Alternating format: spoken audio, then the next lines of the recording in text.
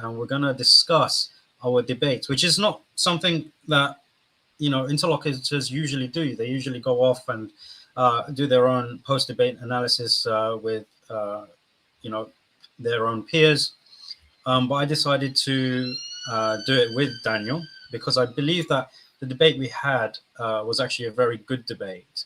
To be able to cover an entire gospel in a span of 2 debates is not something that is done often, and especially with the sort of detail that we went into. So Daniel, first of all, thank you for joining me.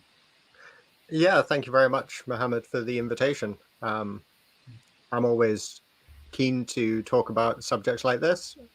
As you know, it was me that chose this debate topic to begin with, and I think it's something that's good for us to do together. Yeah, 100%.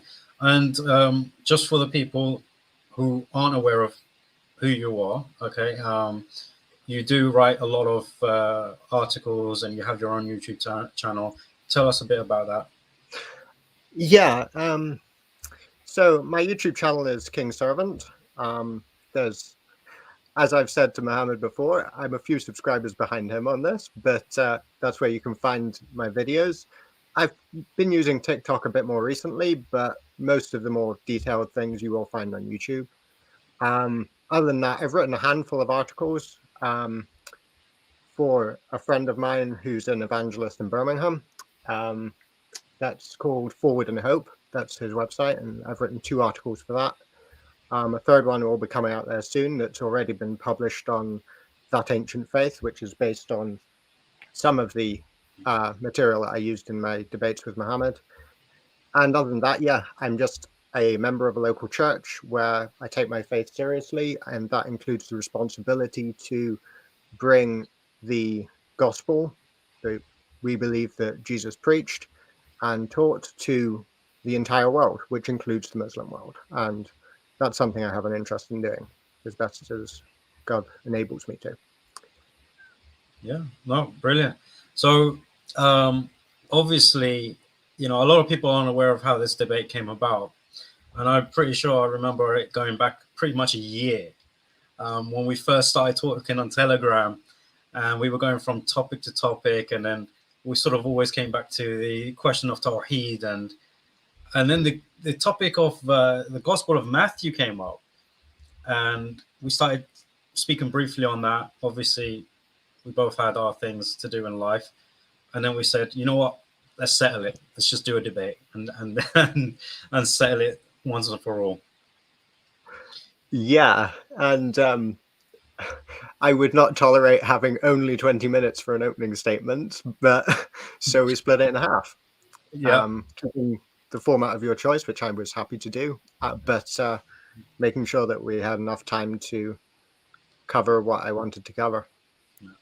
So, wa alaikum assalam wa rahmatullahi wa barakatuh. Brother Mustafa, long time no see. Jazakallah khair for joining.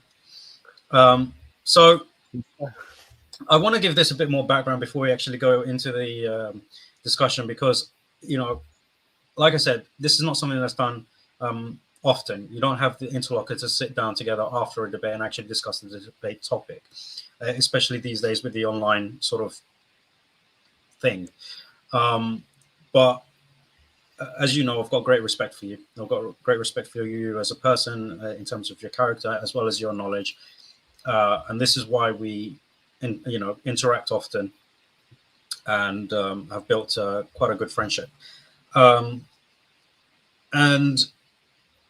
so I think this, obviously, as you said, 20 minutes is not enough. And even though we had, 40 minutes for our opening statements to cover both halves of the gospel, that still wasn't enough, because I'm pretty sure you had to cut out material and I've had to cut out material in order to fit that time. And I personally think we both did a better job in the second part because we sort of knew how to adjust to the time period, but I could be mistaken. What do you think? I felt like the second debate was at a more academic level. Like, we were both dealing with material that we'd been studying for a long time, I think, probably, especially when it comes to the Son of Man and that sort of thing. Yeah. I think there were certain points in the first debate that perhaps I think got over clearer to the audience than perhaps in the second, where some people might lose themselves in the scholarship. But yeah, I mean, simple, snappy stuff is, you know, what TikTok and Speaker's Corner like. But in other ways, if people are going to take this topic seriously as it deserves to be taken, I think perhaps that debate would be more valuable. Yeah, 100%. Yeah, I agree. I think the first half, I mean, at least my approach to the first half of the debate was to keep it simple, because I knew that most of the audience would not be aware of certain academic stuff that could have been brought up in the first. But I also, at the same time, thought that it could have been more fleshed out in the second half, because it would have tied into the first half. So that's sort of how I try to balance my approach. But what do you think? One thing I actually did want to ask you regarding the approach that I've had to the debate. What do you think of my approach when I used three criteria? I said, we'll look at the gospel in terms of what Jesus is saying, what the people have said about him, and the prophecies that are mentioned within the thing. Do you think that was a good criteria to base my opening statements off? I think the first two are in principle. I think the third is at a wider level, but when we're looking at what does the Gospel of Matthew teach, and you're spending so much time focusing on what you consider to be the proper interpretation of the prophecies as given in the Old Testament, you can end up missing the point of how is Matthew interpreting it, and that is the more important point for the purpose of the debate that we're having. Yeah, see, and this is where I actually think you've misunderstood, the point of the debate in of itself, because the question was, does the Gospel of Matthew teach Jesus as God? Now, the way you interpreted that question was, what does the book say? How does Matthew understand, the sayings of Jesus, or the identity of Jesus, let's say? Whereas my approach was, does the Gospel of Matthew accurately teach things about Jesus? So when I was looking into the prophecies, I wanted to see, does Matthew actually understand the prophecies themselves? Because, and this is why I mentioned in my opening statement in both parts of the debate, that the gospel was written for a Jewish audience. So the prophecies had to be understood under a Jewish lens. So there had to be a proper application to those prophecies. Because if we said, okay, Matthew understands this prophecy in this particular way, but his understanding is wrong, then obviously he will be portraying Jesus in a false way, because he's understanding it wrong. So that's what I was trying to get across. So yes, I did put in history. I did bring up points about history and prophecy and stuff that had a wider picture, but it was to display, does the gospel itself accurately translate to us the identity of Jesus, or tell us, reveal the identity of Jesus? Whereas your approach was sort of almost as a presupposition that Matthew knew what he was talking about. Well, I would say a couple of things to that. I mean, first of all, of course, I'm a Christian and I'm not a liberal. So yeah. I do believe that what Matthew teaches is true. But I would say that in itself takes us beyond the topic of the debate. Or I should say the debate. In both cases, I know that you as a Muslim are going to have a very different view of the Gospels to me. There's a wide variety of views that I've seen of the Gospels among Muslims, but at the end of the day, there's still going to be the fundamental difference that I believe that whatever it says should be taken as truth, and a Muslim is not going to agree with me on that. But having said that, the question is, does the Gospel of Matthew teach this? Not, is the Gospel of Matthew right to teach this? If you thought that the Gospel of Matthew did teach that Jesus is God, but that the Gospel of Matthew was wrong to do that, you shouldn't be trying to defend the negative side of the debate. You should just concede that and move on to things which you thought we might have a valid disagreement about. We would be in agreement on the topic of the debate if that was the case. Yeah. What I was quite interested to see was that, as far as I could tell, you seemed to be defending the position that the Gospel of Matthew taught an Islamic view of Jesus as merely a human prophet and nothing more than that. But it is an assumption on my part. You didn't say that explicitly. Do you believe that? Do you actually think that the Gospel of Matthew goes nowhere beyond teaching that Jesus is a mere human prophet? Or do you think he holds a higher view than that, but not as high a view as I do? No, I actually believe that the gospel teaches a Muslim portrayal of Jesus, right? And this is what I was driving at. That was the point, and this is why even in my closing statement in the second part of the debate, I quoted the Quran to state that he was merely a man, right? Because that was the whole point I was driving at. Because when you mentioned to me, when you first brought up the debate topic to me, and I was like, well, fantastic, because I know that the Gospel of Matthew actually teaches an Islamic portrayal of Jesus. And this is why, and this is where I think that there was sort of a cop-out on your part, because especially because it quite shocked me because it happened in the first part. So I was prepared for it in the second part.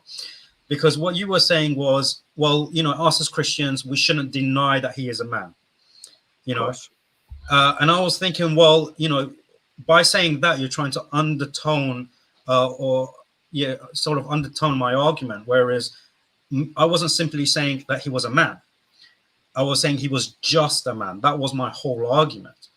So for you to say to me, or say to the audience that, oh, well, of course he's a man.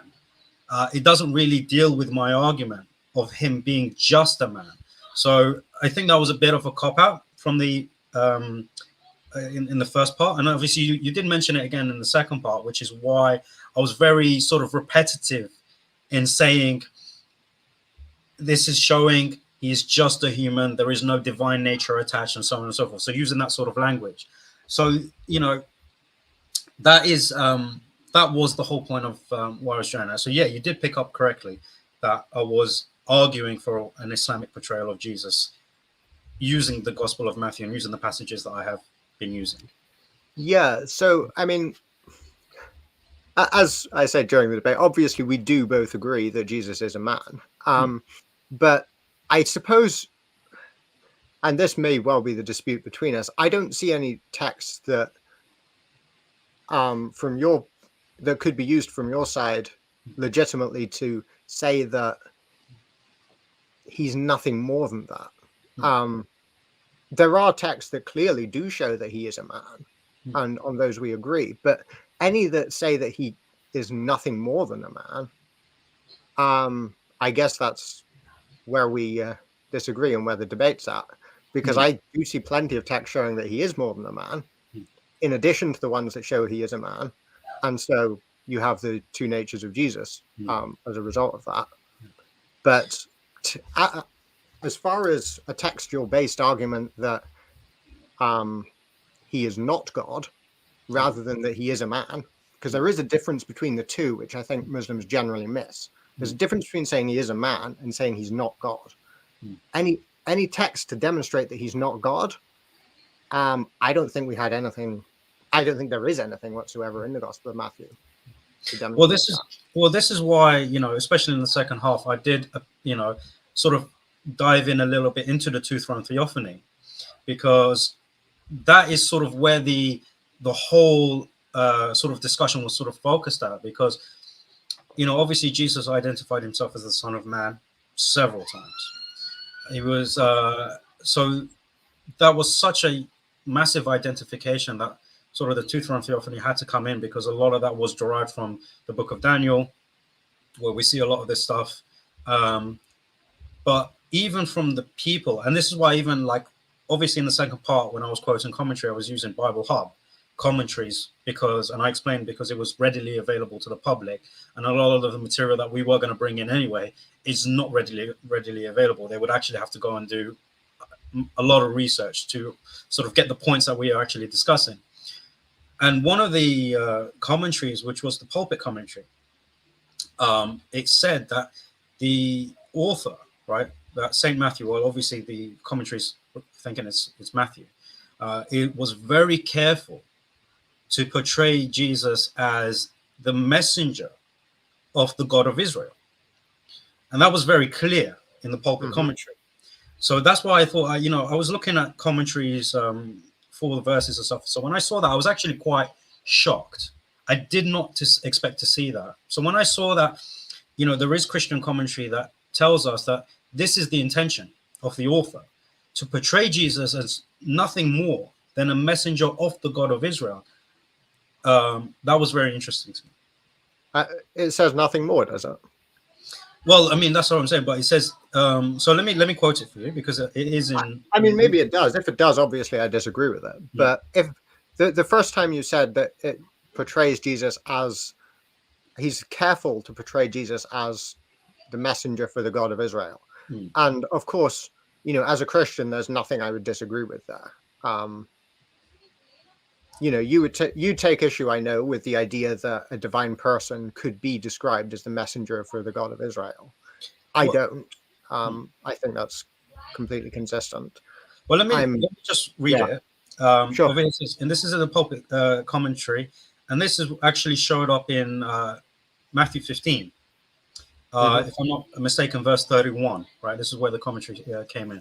And it says, the God of Israel, Jehovah, whose covenant in mercies they were enjoying. St. Matthew is careful on all occasions to exhibit Jesus as the messenger and representative of the God of the Old Testament. So it's very interesting, the language that's being used, because it's not just saying the God of Israel, because obviously Christians would argue, that Jesus is the God of Israel, but it was like the God of the Old Testament, which has always been understood to be the Father by the Jews, because the Old Testament was for them, right? So the Old Testament, the Jews, as I know, that the Jews were not all Unitarians. No, 100%. Right. So there were Jews who recognized the greater Yahweh and the lesser Yahweh, as they would phrase it. We Christians would use different terminology because we don't think that's the best way of expressing the unity of God. But as that being the case, they would identify the second power as being the God of Israel. Whether it's the Memra, the lesser Yahweh, however they would put that, and they had those ways of doing it, they would identify that second person as being the God of Israel. See, this is where I disagree, because obviously when I was reading Alan Siegel, Daniel Boyrin, and all of these scholars that speak on the two-throne theophany, not once have I actually ever seen them conclude that the second Yahweh is the God of Israel himself, rather always a representative, which is why, even because I know you saw my TikTok, right? And I think you replied to my TikTok speaking about Isaiah, was it 47? I can't remember which verse it was, and Jeremiah 33:16 and Jeremiah 23:6, when I spoke about the Trinity being in the Old Testament, i.e. there's three Yahwehs. You have the righteous, which is mentioned in Isaiah 47, if I'm not mistaken. And then you have the land of Israel in Jeremiah 33:16. And then the Messiah himself being mentioned in Jeremiah 23:6, which you brought up in the debate.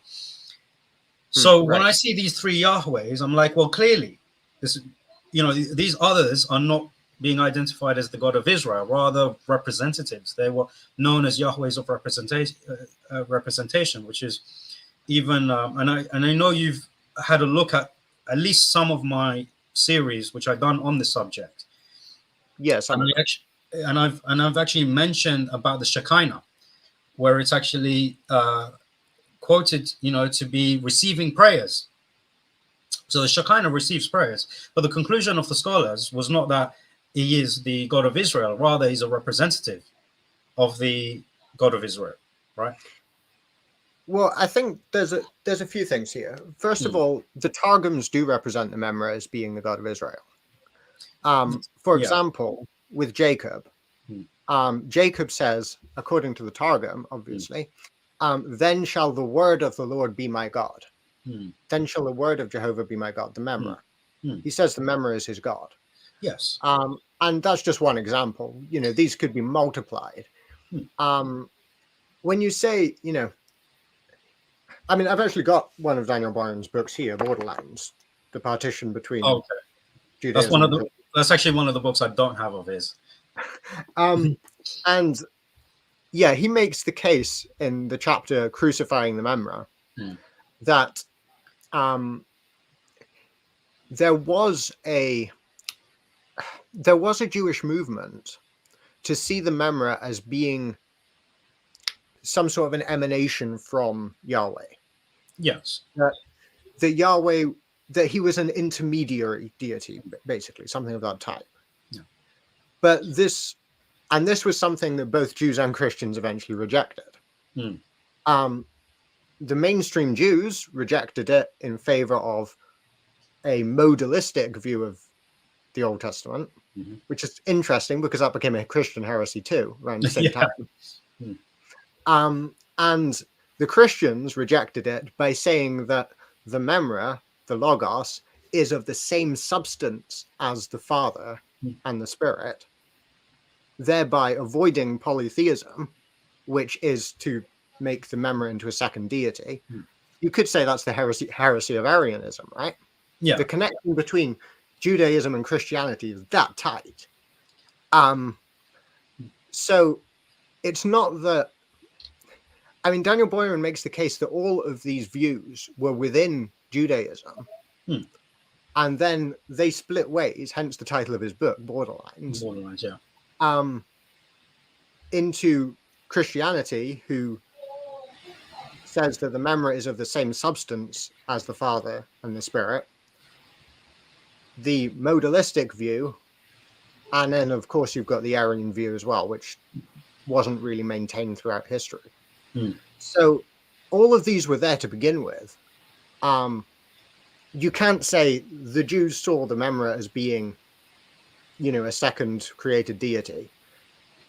You can say some Jews saw it that way, but Judaism was very diverse, and that included other views as well, which are, from my perspective, orthodox.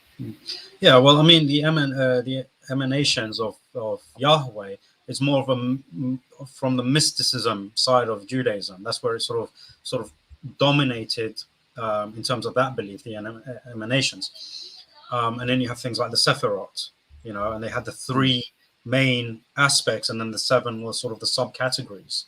And then you also had things like, you know, but the point here is that, and this is even why I made that challenge that I made on my TikTok, because obviously I'm aware of so many different formulas. And yes, the Trinity model has existed in the Old Testament, you know, in Jewish thought. This is not something that I'm arguing. This is why my challenge on that TikTok was, can you prove that any Jew or any Jewish movement or any, you know, Jewish belief prior to Jesus maintained a belief in the Trinity as you would believe in it today, i.e. the identities being the Father, the Son, and the Holy Spirit, you know? That is something that you don't actually find. Wa alaikum assalam wa rahmatullah. By the way, this is, I'm sure you know who this is. Yeah, right. I've got a feeling I might know Mustafa as well, if he's the same Mustafa I talked with a few years back. Probably. Sure. Yeah, probably. Mustafa Ahmed? Mustafa Ahmed, yes. Oh, so, it is. Yeah. I don't know if he remembers me, but yeah, okay. Yeah, hopefully. Well, so you guys, so we've got actually people that I forgot the word now. Acquainted with? I don't know. I can't remember with. Yeah, that's fair enough. Yeah.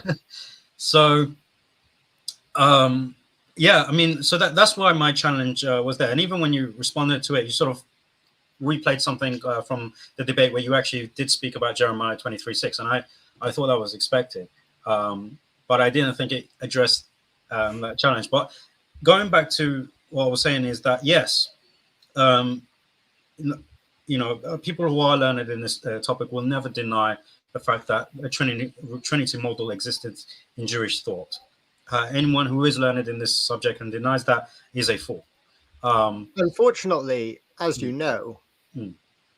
that is 95% of Muslim apologists who will say that the Trinity was a later invention. To be honest, I think most Muslims are not aware of this topic. I'll be honest with you. Right? I mean, the apologists, the guys who are out there making videos, are saying that it was made up by church fathers and then Council of Nicaea. Well, in terms of I think, obviously the Trinity as you know it is something that came after Jesus. This is the claim of the Muslim apologists that are making these videos. In terms of anything preceding Jesus, they're saying the Trinity as you know it preceding Jesus did not exist, which is accurate, because all the Trinity models that you do find in Jewish thought are not the same identities that you find in the current thinking of the Trinity. So obviously after Jesus we have the concept of the Father, the Son, and the Holy Spirit, and this is where the Muslims say to you, yeah, this was made up by church fathers and various sects and everything after the ascension of Jesus, right? Whereas before Jesus, no one believed in that formula. No one ever believed in the Father, the Son, and the Holy Spirit, as in Yahweh the Father, or Elohim, and Yeshua being the Son, and the Holy Spirit, who is not an angel, because even the Holy Spirit was identified as an angel in some Jewish thought. Are you talking about pre-Christian Jewish thought? Pre-Christian, yeah, pre-Christian Jewish thought. Yeah. So yeah. There's another one that knows that there was Trinities. Well, I'm afraid he's probably thinking of the, so-called Babylonian or Egyptian stuff, which nobody takes seriously anymore. But we'd have to ask him to see exactly what he means by that. I think you might be right, actually, because there was a lot of these sort of Trinities that existed as well. But that would be triads, of course. Triads. You're talking about multiple gods rather than three persons sharing the same nature and substance. Well, but you know what? Now that you mentioned triads, it's actually quite interesting because Alan Siegel does actually use the word triad to explain certain aspects of these formulas. He does refer to them as triads. Yeah, I mean, as I said, there were views among the Second Temple Jews that we would find unacceptable because they were borderline polytheistic. Such as seeing the Memra as being some sort of a creation, and yet you're still deifying it. That's Arianism. That's more like Jehovah's Witness belief, right? But we don't paint them all with the same brush. No, but I think this is sort of the eternal word of God as well, being a creator, and that would be the biblical position and the position that Christians like myself would take. Yeah. Well, going back to the Gospel of Matthew, because we always seem to go off onto the two-throne theophany sort of area, which is a very, very interesting topic. I think we should have sort of sit down one day and actually dive deep into this topic. I don't believe that this topic has had enough exposure, online.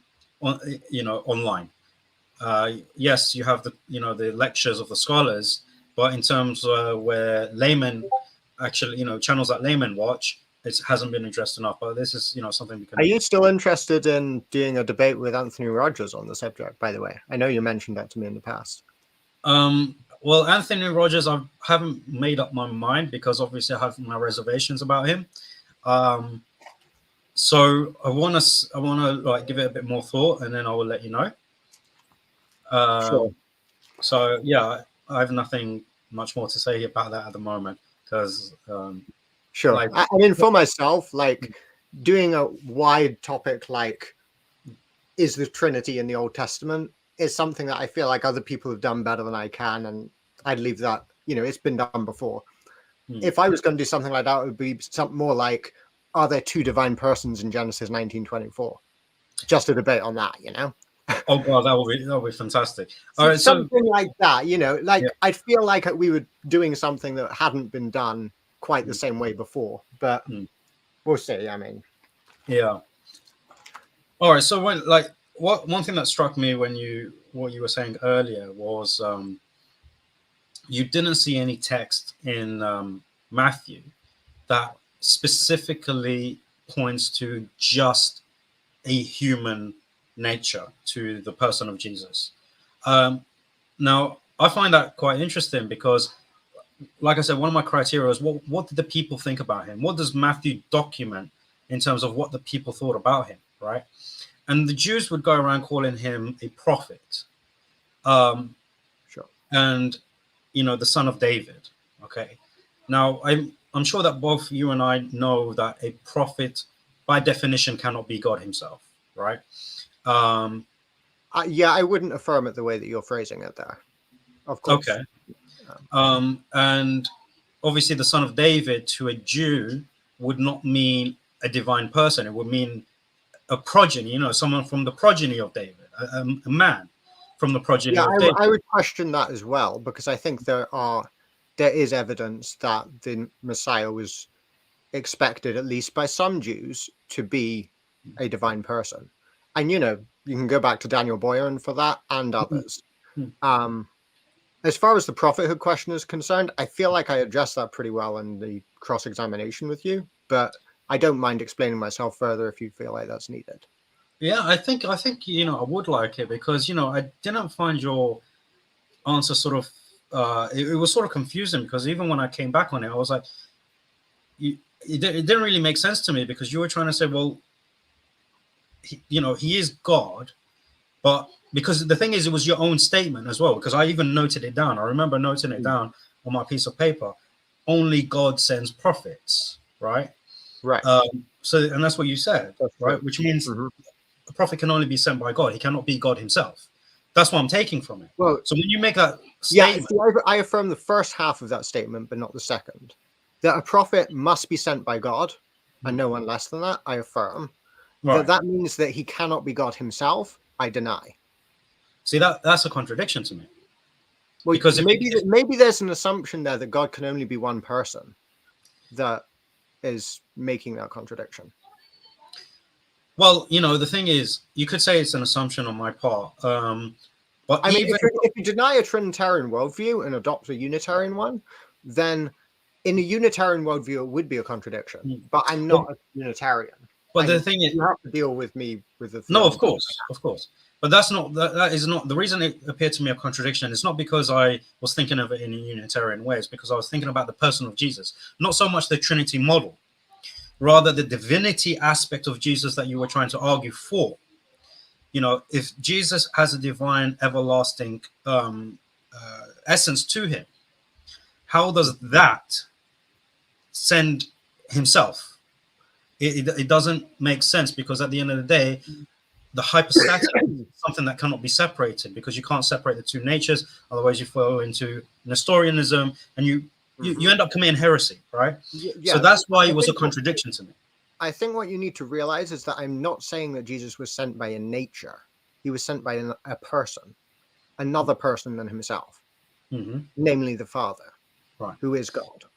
But because God, that is the Father, sent Jesus, that is the divine Son, who is also a man, as a prophet.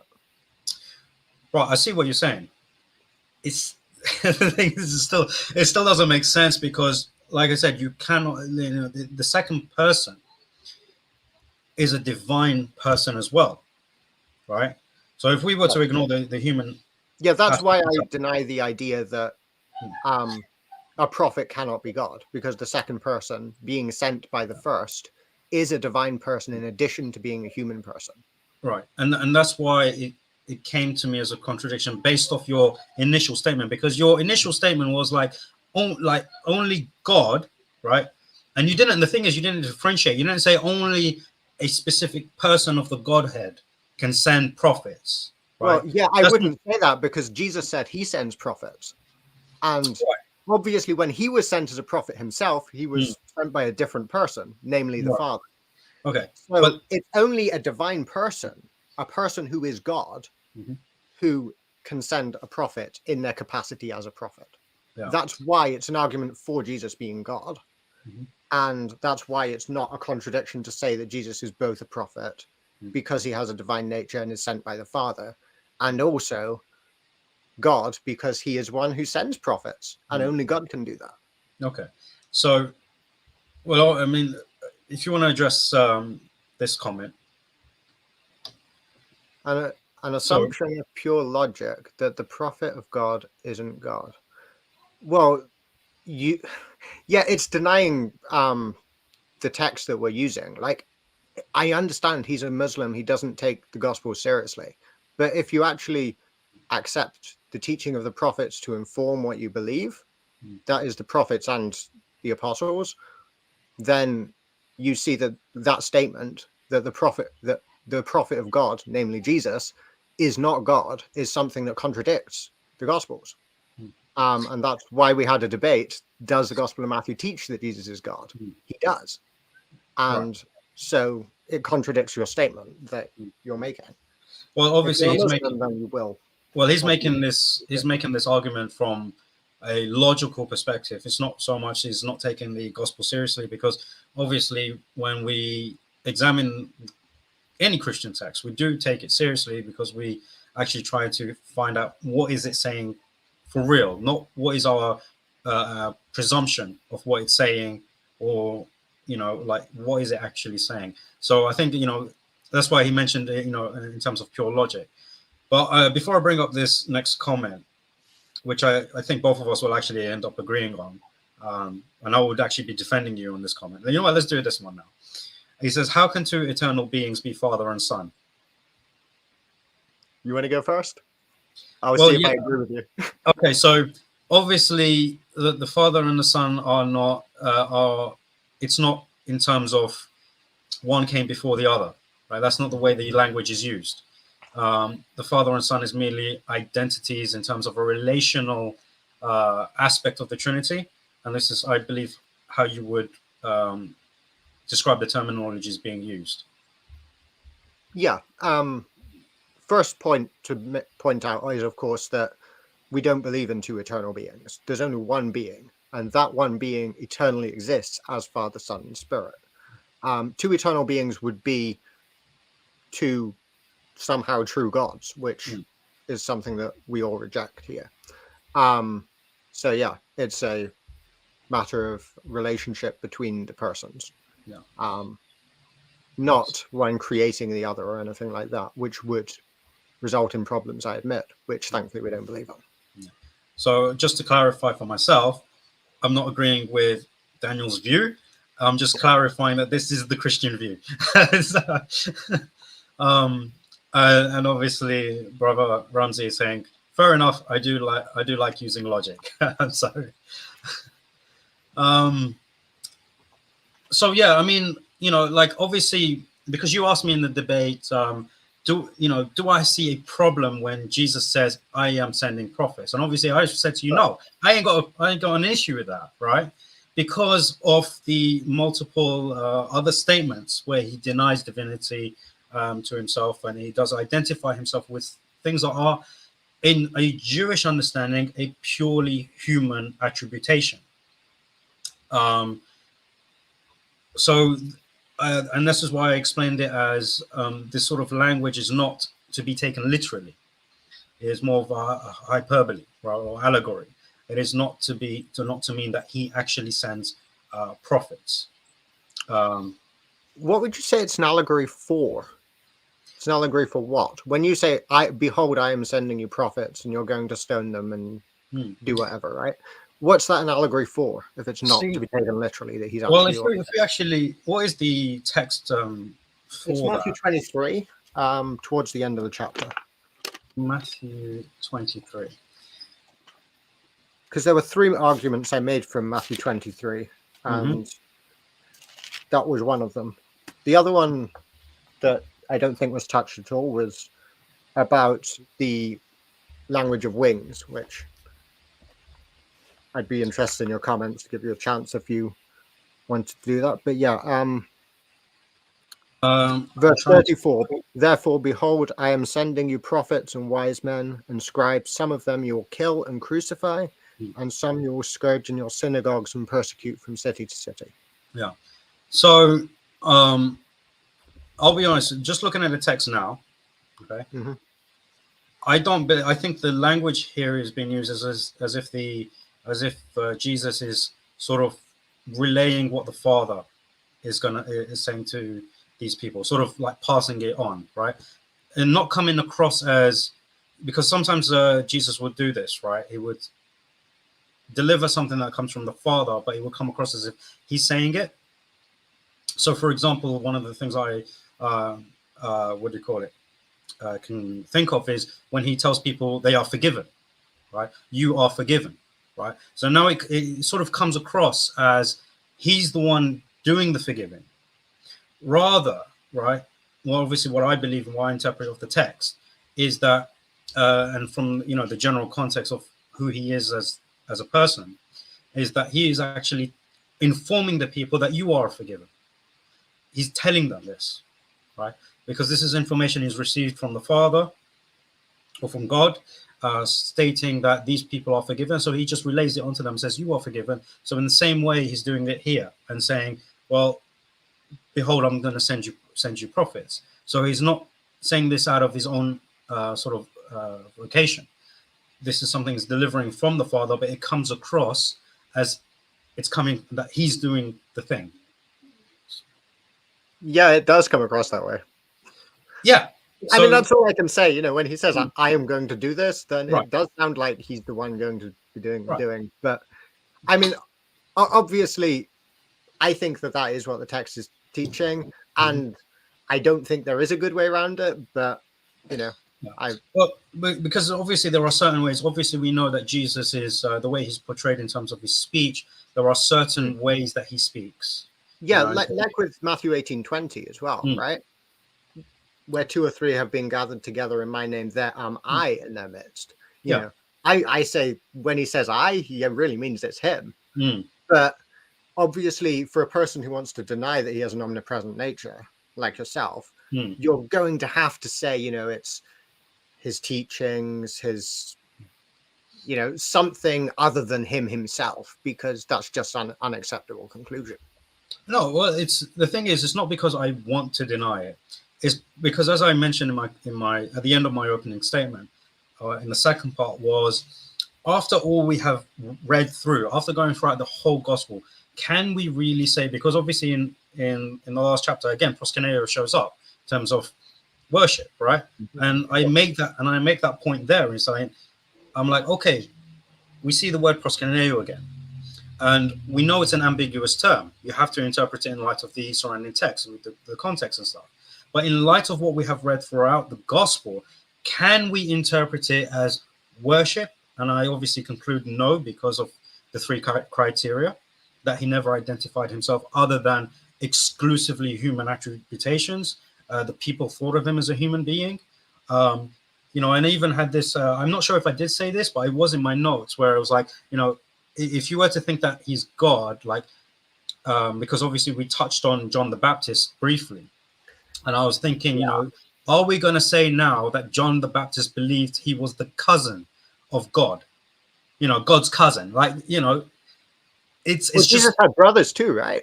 I mean, according to the text, at least. Yeah. So like it no longer stops at it's like now you got God's mother, God's brothers, God's cousin. It just he was a real human being with everything that meant apart from sin. Yeah.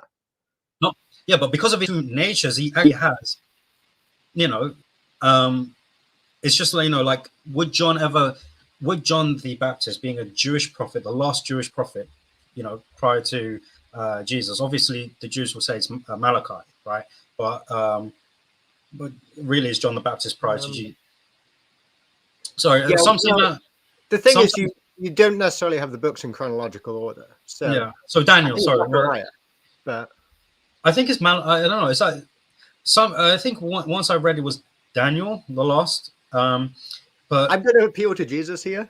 Yeah. He said the blood of all the prophets, from the blood of righteous Abel to the blood of Zechariah. Zechariah, so, I take it from that. He was at least the last prophet to be martyred. Yeah. If not the last prophet. Well, John the Baptist was a prophet. He was martyred as well, wasn't he?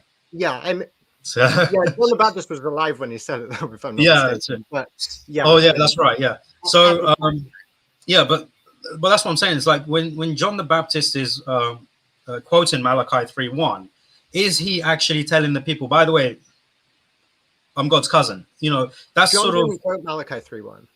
That was Matthew quoted that, I think. Sorry, Matthew quoted that. Right. Right. I think it is a legitimate question to ask. When did the disciples of Jesus, when did John the Baptist realize that he was the divine Messiah? See, because I'm not claiming that every Jew who believed in a Messiah coming believed in a divine Messiah. I do believe that many did, and scholarship backs me up on that. But it doesn't necessarily mean that John the Baptist was one of them. He may have come to that understanding later and thought, actually, those guys who believe in a divine Messiah, they were right about him. You know, we don't know that apart from to look at the biblical text to because obviously we have very little regarding what John the Baptist actually says about Jesus. But you know, when he does identify him, he identifies him as the Son of God, the Son and Lamb. The Son and the Lamb of God, right? So both he does say that he was before me. At least, I mean, if we are going outside Matthew's gospel here, of course, but he does say that he is preferred before me, for he was before me, and yet he was 6 months older than Jesus. So, according to that, he did believe in the pre-existence of Jesus, at least, if not as God. Yeah. I haven't actually looked at that text and studied that text, so I can't comment on it. Because I was obviously focusing more on the Gospel of Matthew. Of course, yeah, and it doesn't come up there. Yeah, so I wouldn't be able to comment on that right now. You know, so yeah, concede on that for now. Sure. I might do a TikTok on it later. Do you have any comments about the argument that I made based on the winged bird imagery of protective deities that Jesus is applying to himself in Matthew 23? Because you never said anything about that during the debate. Yeah, the reason I didn't say anything about that because I didn't actually understand what was actually being referred to and what the imagery was. That is not something I did study because I thought that there was going to be. Okay, give me 1 second. Sure.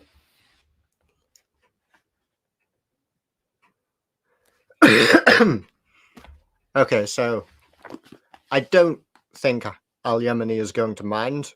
I'll at least read you what the text says, so you'll have something to listen to while he's gone. So the question I asked Al Yemeni comes from Matthew 23 and from verse 37, where Jesus says, "Jerusalem, Jerusalem, who kills the prophets and stones those who are sent to her. How often I wanted to gather your children together, the way a hen gathers her chicks under her wings, but you were unwilling." And I think you're back now. Yes, I am. Everything all right? Good. So, I've heard the text you quoted. I personally don't think that this actually, you know, from what you've read, I don't think this actually applies to the question of his identification. But then again, you could tell me why you think it does, why you think it is an argument, and on what basis, and then I could probably bounce off that. Sure. I mean, I have my debate notes here, as I think you said you had them as well. Yeah. So basically, you've got the consistent association of a bird with its wings out protecting its people, or a king representing the people, as something that's consistently associated with deity in the ancient Near East. And that's not just a pagan thing. That's part of the Old Testament and the faithful kings of Israel as well. And I gave some examples. I think I gave these during the debate. They're not just my more detailed notes, such as Deuteronomy 32 and verse 11. "As an eagle stirs up its nest and hovers over its young, He spread his wings, he caught them, he carried them on his pinions. The Lord alone guided him, and there was no foreign god with him. And I've got 4 other references for that. I won't take too much time reading them though. But I also mentioned that this appears in ancient Near Eastern artwork, and that includes clay bullers, which are pieces of clay with the impression of a seal on them. So it's not quite like a signet ring, but similar in principle. And one of them has actually been discovered with a symbol of a sun disk representing Yahweh on it. And the inscription on it belonging to Hezekiah, son of Ahaz, king of Judah. And there are other bullers that show the same thing, belong to different kings. You know, you've got the consistent language in the Old Testament of God as a protective bird hovering over his people and protecting them. And, you know, you've got Jesus saying he'd love to do this for his people, but the leaders were unwilling. So, yeah. And this was in Matthew 23 as well, wasn't it? Yeah, verse 37. Verse 37.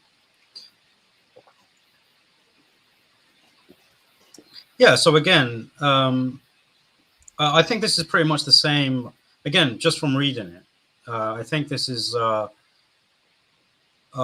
know, him relaying warning, right, from the Father, and using the language that the Father is using to remind them that this is what the Father actually wanted for you.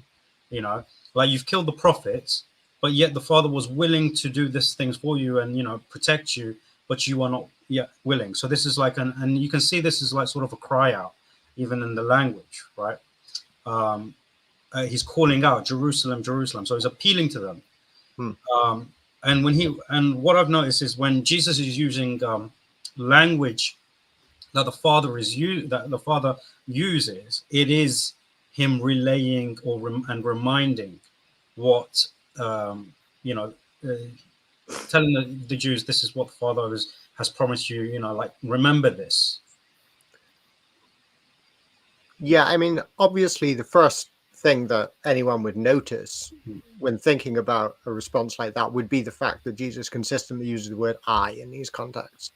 Of course. Apparently referring to himself, which would be the view that I would take. I would say yes. And if you had to look at it from, you know, superficially, if you had a superficial reading of the text, yes, that is how you would conclude it.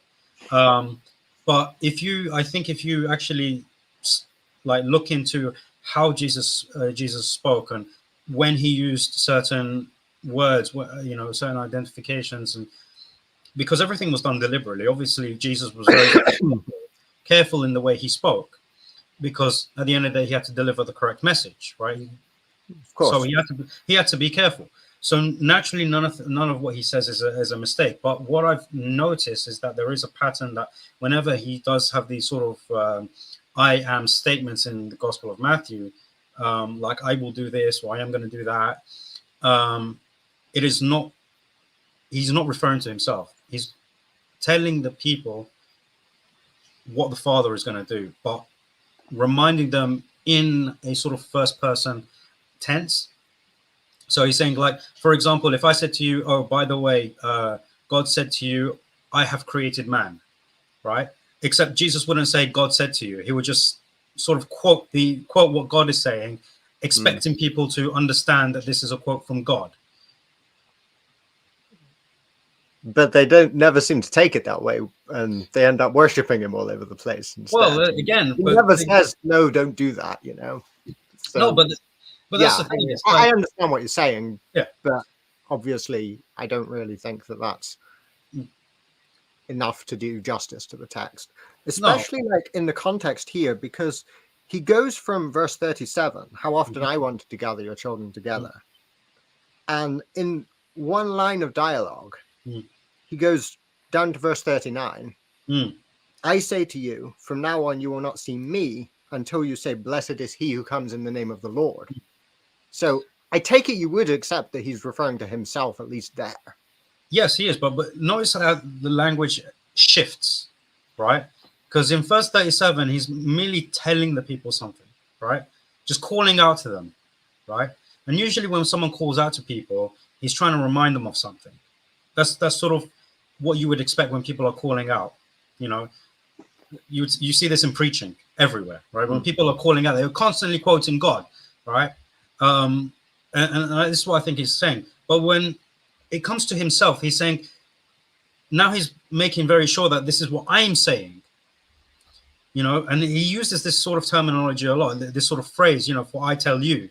He says that quite a lot in the gospel, for I tell you, right? So he's making a distinction.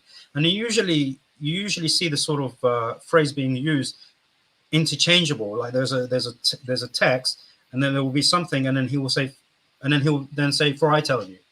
It will sort of come in. So he sort of makes a distinction there. This is what I've noticed in terms of the way he speaks in the gospel. So while you would say, yeah, I don't think it's, justified to say that he's merely quoting God, I'm saying the reason I'm saying this is because there is a pattern in the way he talks. Yeah, I mean, if I'm understanding you correctly, I observe the same pattern. And I think, well, no other prophet speaks this way. The pattern is that he's speaking as God consistently. And it's not just a one-off case. This is something that we see in a number of different places. But yeah, I guess, it's probably a matter that you would have to be willing to say that this is a style of speech that's unique to Jesus. Yeah. And perhaps the angel of the Lord, if you want to not see him as a divine person, that doesn't show up with other prophets. Other prophets, yeah. Or at least not in the same way. No. And that would be my argument. Or would be that this is a unique thing to Jesus. That's just how he speaks, right? And the other prophets speak in a different way. Now, obviously, you can say, well, why is it so drastically different? And that's which would explain why, it's only with Jesus that, well, maybe you believe Ezra too, I'm not sure, but it's, at least from my perspective, only with Jesus that people have actually reached the conclusion that this person is in fact Yahweh himself, because of that unique way of speaking, among other things, of course, which would be the other arguments. But also another thing that adds to why I think that, he's not, using language that identifies himself as God is because he's obviously saying all of this stuff publicly. And yet, whenever we look at verses where the people are identifying him, they don't use divine terms to identify him. Now, obviously, we touched on, the son of David, and you said there were some that would have considered him, considered the Davidic Messiah to be God. But, obviously, that's sort of where Jeremiah 23:6 comes in. And obviously, as I've shown in the Talmud, in that reference was, he's a Yahweh of representation, and this is the way it's explained in the Talmud. Now, obviously, this would be an oral tradition. Of course, the Talmud was written later, 3rd century, 200 years after. But in terms of what the Jews claim, it is an oral tradition that predates the text itself. So, going based off of their claim. Of course, it's a claim, right? This is why I am not defending the claim as something concrete. The thing is, even rabbis like Daniel Boyarin don't accept that claim. Yes, I know. Daniel Boyarin is explicit. He takes the Talmud to represent only what was believed by the people writing it at the time when it was written.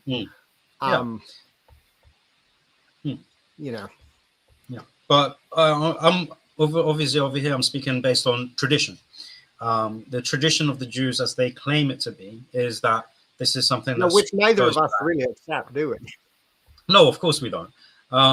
Obviously, there may be some of it that has got traditions, but there are to be honest, with this specific reference in Bava Bethra 75b, which is the reference that I quote, I think because it does touch up on things that have existed in the Second Temple era, I do believe that there is some basis historically regarding the statement that we find in the interpretation of Jeremiah 23:6 in the Talmudic, explanation. So I think there is some basis to it, because obviously there is an established history regarding the Davidic Messiah being portrayed as Yahweh. So when you say to me, yes, some Jews would have recognized that, the Messiah to be Yahweh, I would agree with you to the point of saying that they would have possibly understood that as a Yahweh of representation. So they would have identified him as a Yahweh of representation, not as, the Lord Yahweh, right? As Adonai. But in terms of what we see, because obviously at the end of the day, when people say Hosanna, son of David, right? Mm-hmm. We don't know who these people are and what their beliefs were. We can only go by what they're saying. Save, son of David, right? Hosanna, son of David. So, are you familiar with the discussion in the Talmud of my name is in him with regard to the angel of the Lord? Yes, this is in Exodus. Yeah, when Metatron, this is in Exodus 24:12. More specific. Yeah, I think so. Yes. Either Exodus 24:23. So you will see that the Jew who holds to the two powers view and the Jew who is disputing with him on that, they don't seem to have some agreed view that this is normal representative language. The Jew who believes in two divine persons is actually arguing, if what you're saying is the case, that this is a name that's been given to a representative, then he's being given the right to be worshipped because he has that name. Well, I mean, obviously, the Jew who holds to a single power isn't agreeing with him on that, but it seems to refute the idea that this is just an accepted way of speaking about messengers, that you can call them by the name of God. Well, the thing is, I actually have the quote text here. It says, so over here, I'm quoting from The Origins of Jewish Mysticism by Peter Schaeffer, right? And he speaks regarding, he's commentating here on Haggai, chapter 15a, and this is referenced in the Jewish Encyclopedia as well. And it says this because he quotes it, Peter Schaeffer quotes it, and from the Jewish Encyclopedia, and it says this: name of an angel found only in Jewish literature. Elijah bin Abuya, seeing this angel in the heavens, believed there were two powers or divinities, right? And this is again referring to Haggai 15a. When God wept over the destruction of the temple, Metatron fell on his face and said, I will weep, but weep not thou. God answered and said, if thou wilt not suffer me to weep, I will go whither thou canst not come. Freaking Shakespeare. And there will I lament. Jewish Shakespeare, that's even harder to read. Yeah. And this is in commentating for Jeremiah 13:17. And over here it says, and it goes on to say, Metatron bears the tetragrammaton for Exodus 23:21. Yes, you were correct. It was chapter 23. I was thinking of the heavenly enthronement text in Exodus 24:10. Yeah, this is the text that Daniel Boyarin quotes on. I've got it here, so I might as well tell you the page number, page 121. Right. He quotes from BT Sanhedrin 38b. He, Ravidit, said to him, this was Metatron, whose name is like the name of his master, for it is written, my name is in him. And the reply from the Minim, the heretic who believes in two powers, is, but if so, we should worship him. If he's given the name of God, we should worship him. And then the other fellow replies, it's written, do not rebel against him. And he interprets that to be, do not confuse him with me. And then the two powers Jew replies, if so, then why does it say he will not forgive your sins?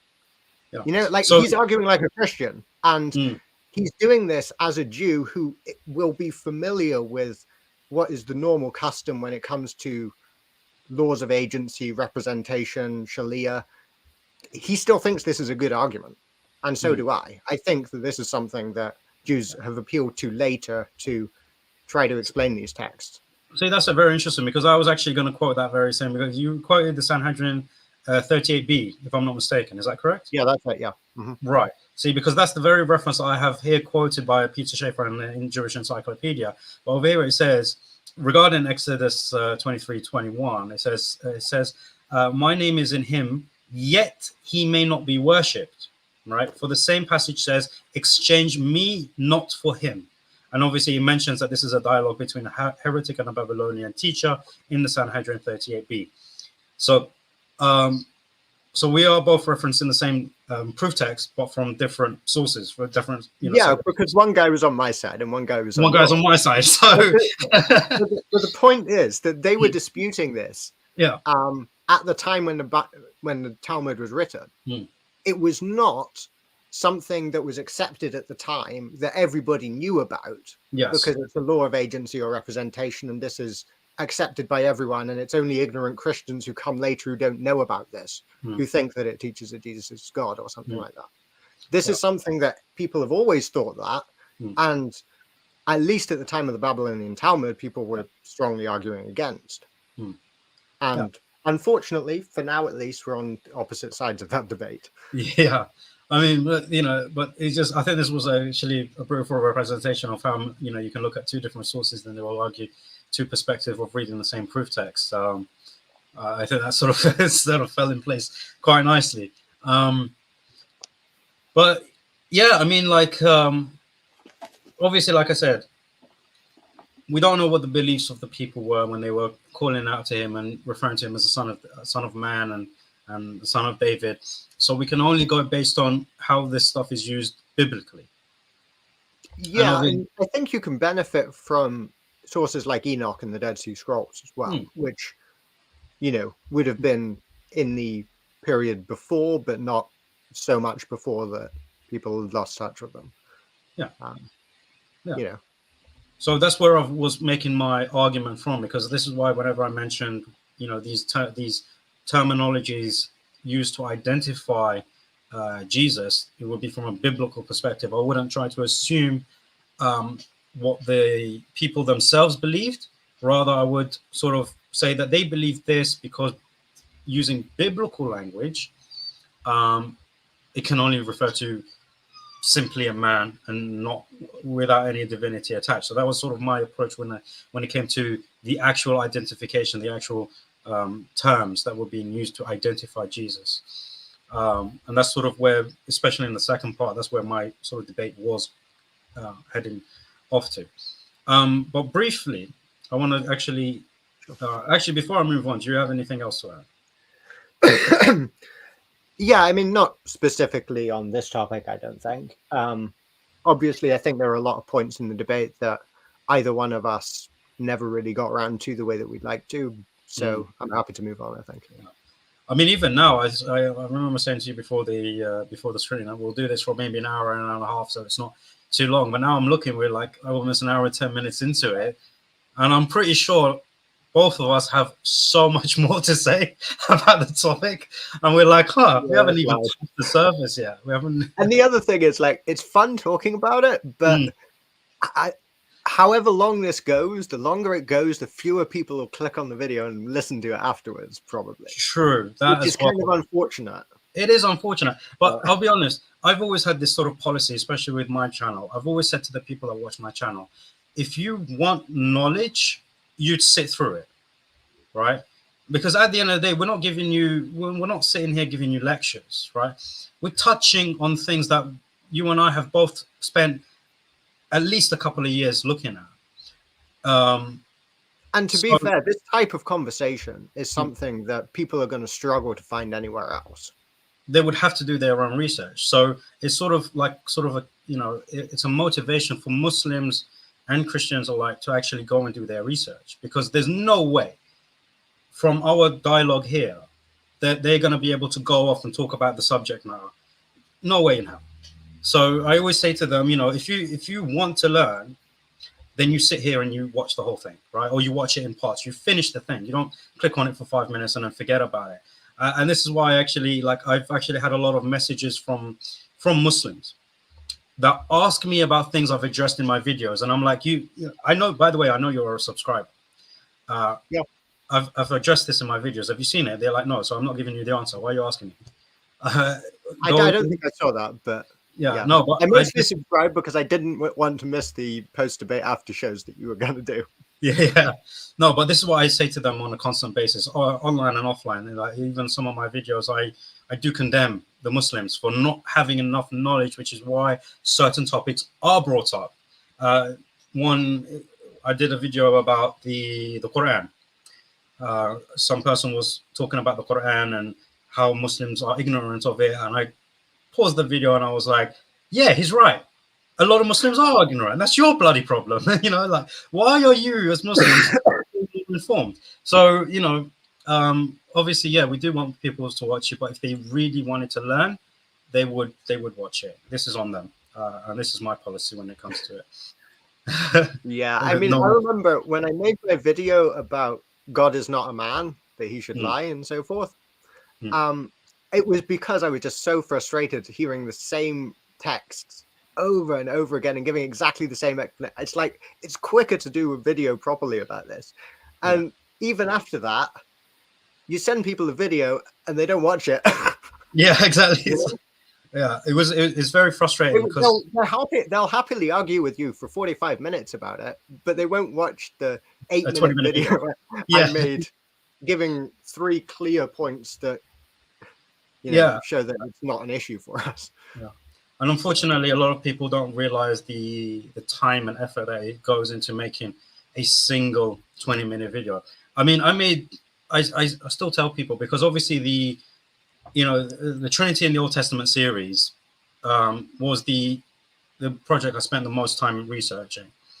I spent 6 months straight, solid, doing absolutely nothing else, coming back from work and just researching for 6 months straight, every single day, to produce 5.5 hours of content. And that's without recording. That's just the research. By the time I recorded and edited and all of that, it was another 2 months. So I spent 8 months to produce 5.5 hours, and only 100 people have seen it. And not even the whole thing, because you got you only see clicks, don't you? And you only see clicks, yeah. Yeah. And then they asked me about it, and I'm like, get out of my face. But inshallah, look, this is advice for Muslims and non-Muslims alike. If you want to learn, you have to do the research. There is beauty in research, because one of the beauties of research is that the more you learn, the more you want to find out. It doesn't actually get boring. But it's sort of something you have to slowly get yourself into, because me personally, I hate books. Absolutely hate them. Yeah, I used to love them, but the internet ruined me. So it's sort of become an effort. Yeah. No, yeah. Yeah. So, but anyway, we're digressing. I actually forgot what we were. Oh yeah, prophecies. I said I wanted to move on to prophecies. So I want to ask you about my approach, because obviously, do you think it's important for us to know whether those prophecies were correctly understood by Matthew or not? Yeah, of course, but not for the topic of the debate. Right. It's an important subject. It really matters. But does it have any bearing on if Matthew teaches that Jesus is God or not? If he, plucks something that's completely irrelevant out of context and says explicitly, and Jesus said, I am God, worship me, in fulfillment of, I don't know, Isaiah 43:10, I am God and there is no other. Like, okay, it's not in that text, but do we know what Matthew taught about Jesus now? Yeah, we do. We do. But so it's two different subjects to me. Both of them are important and both of them are necessary, but only one of them is relevant to the topic of the debate. See, this is where I disagree with you, because obviously the vast majority of people will not know the details behind the prophecies, will not know the history behind the prophecies or the exegesis or stuff like that. There are many laymen Christians, like there are many laymen Muslims, right? You have Muslims who read the Quran like parrots on repetition, and you have people who read the Bible like parrots, right, and just read it, without giving it much thought. So, and this is true for both sides, and I hope that both of our peoples pay more attention to the scripture. So, to be honest, I yeah. think it's probably I think it's probably a matter of Christian culture as opposed to Muslim culture. I could be wrong because I've only really been on the inside of one of the sides of that. But I would say people who read the Bible and read it often for any length of time do care and take it very seriously. Those that don't, unfortunately, hardly ever read it. Well, no, I think maybe because of the Muslim culture, they're seen as being a value in reading it, even if you don't care, that maybe doesn't really cross over the same way. But unfortunately, I would say that Christians who don't care that much don't read that much. And well, yeah, well, I'm making a distinction between caring and having the knowledge. Some people care about reading, like, you have Muslims who care about reading the Quran often, but they won't have the background information on, the meaning of the Quran or the exegesis or the history of the Quran. They won't have that background information. They haven't done that research, but they care about reading it. So likewise, I would say, Christians that care about reading the Bible, they don't necessarily have background knowledge on prophecies and stuff like that. That's what I meant. It wasn't sort of taking a dig at Muslims and Christians saying, yeah. I think because the Bible itself contains virtually all of the necessary background, if you do read it enough, even if you don't read scholarship, there's enough in the Bible itself to be a well-informed Christian, which, that's not necessarily going to translate when it comes to Quran and with tafsir and the hadith and whatever. Yeah. So yeah, there are two different methodologies for the scriptures. So the brother is making dua, making supplication that you are guided to Islam. Obviously, I'm going to say Ameen. Well, the way people argue Jesus was a Muslim because he submitted to God, I'm already there, Yeah. I just don't follow Muhammad. Yeah. But yeah, submission to God, like Jesus did. Maybe that could be our next debate topic. Was Muhammad, peace be upon him, a true prophet?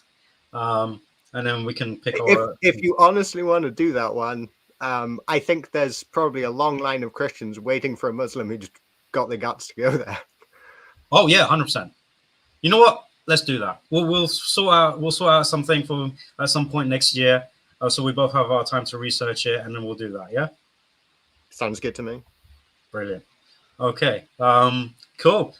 All right. So yeah. So where we differ, obviously, you think So my approach, obviously, was I believe it is important to know that Matthew is accurately representing the prophecies and accurately attributing them to Jesus. And obviously, like you said, it is important. You just didn't think it should have been addressed as part of the topic, whereas I believed it should have, because then the question of does the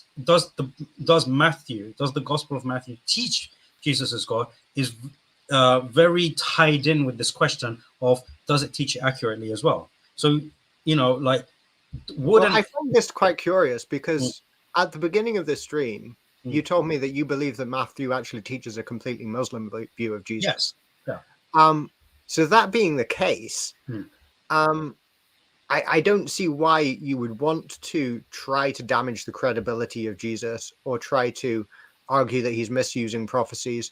Even if you believe that, you'd probably be happy for us to go along with it for the sake of argument, because if we just look at what Matthew teaches, we'll conclude that he teaches an Islamic view. With exception of the crucifixion, I'm sure you agree that he teaches that. But yeah, that's actually one of the other things I wanted to debate. But I think the topic of Muhammad, peace be upon him, being the prophet is probably more of a potent topic, because if you do get convinced that he is a prophet of God, then naturally it will follow that you would believe that Jesus wasn't crucified. Yeah, but that in itself would be a major barrier. You would say he taught things which weren't historical. Well, this is for us to research, and and you might discover things that may give you a different perspective. You never know. But what I'm saying is, obviously you're thinking that's a weird approach. At the end of the day, like I said, my approach to debate was not based on the presumption or the bias that I believe Jesus is a Muslim in the Islamic sense, right?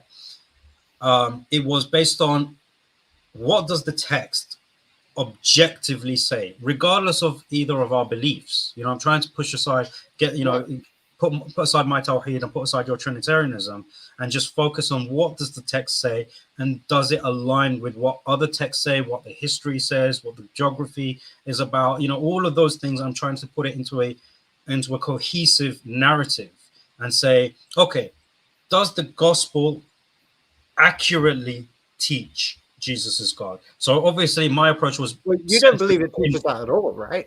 Huh? So you don't believe it teaches that Jesus is God at all, right? No, of course, because even with the prophecies, I don't believe that the prophecies appeal to a divine person.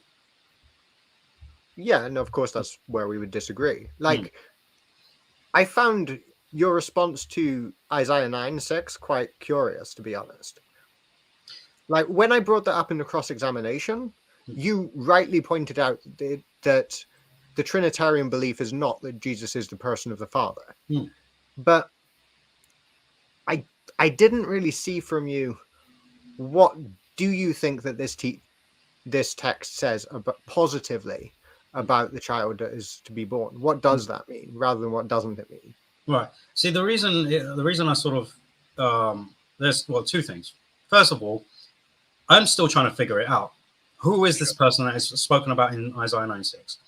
But secondly, what was more important to me was, and which I did mention in my closing statements as well, was that Isaiah 9:6, despite it being something that Christians really hold on to identify Jesus as Yahweh, Matthew never quotes it. Well, so the thing is, he quotes like 2 verses earlier. The people sitting in darkness have seen a great light, and quotes the 2 locations that it refers to. I mean, you really don't think that he is expecting his audience to think that Jesus is the fulfillment of verse 6? No, I don't believe that. Really? Because for such an explicit proof text to be used, to positively identify Jesus, for that not to be used, that raises questions. That's like, okay, you've got all of these prophecies that allude to Jesus, and you've mentioned them in your gospel, but something that positively identifies him as Yahweh, as these names, you don't mention.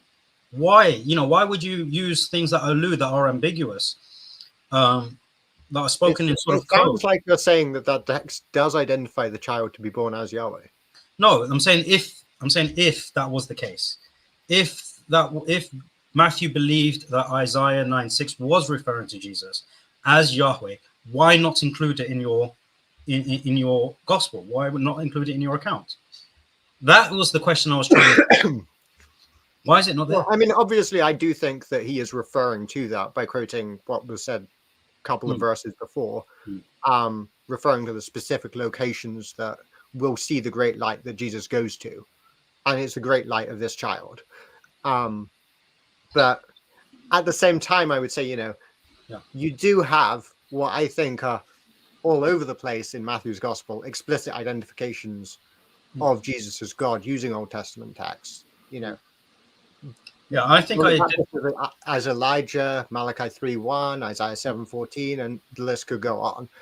But you don't take those as teaching that. You probably wouldn't take Isaiah 9:6 if he does explicitly quote these texts enough. I don't think there's really. I don't think that Isaiah 9:6 is much more explicit than John the Baptist being identified with Elijah, for example. I think that's equally explicit. Right, but the point here is, like, even in Malachi 3:1, obviously I did explain it, and I mentioned it very.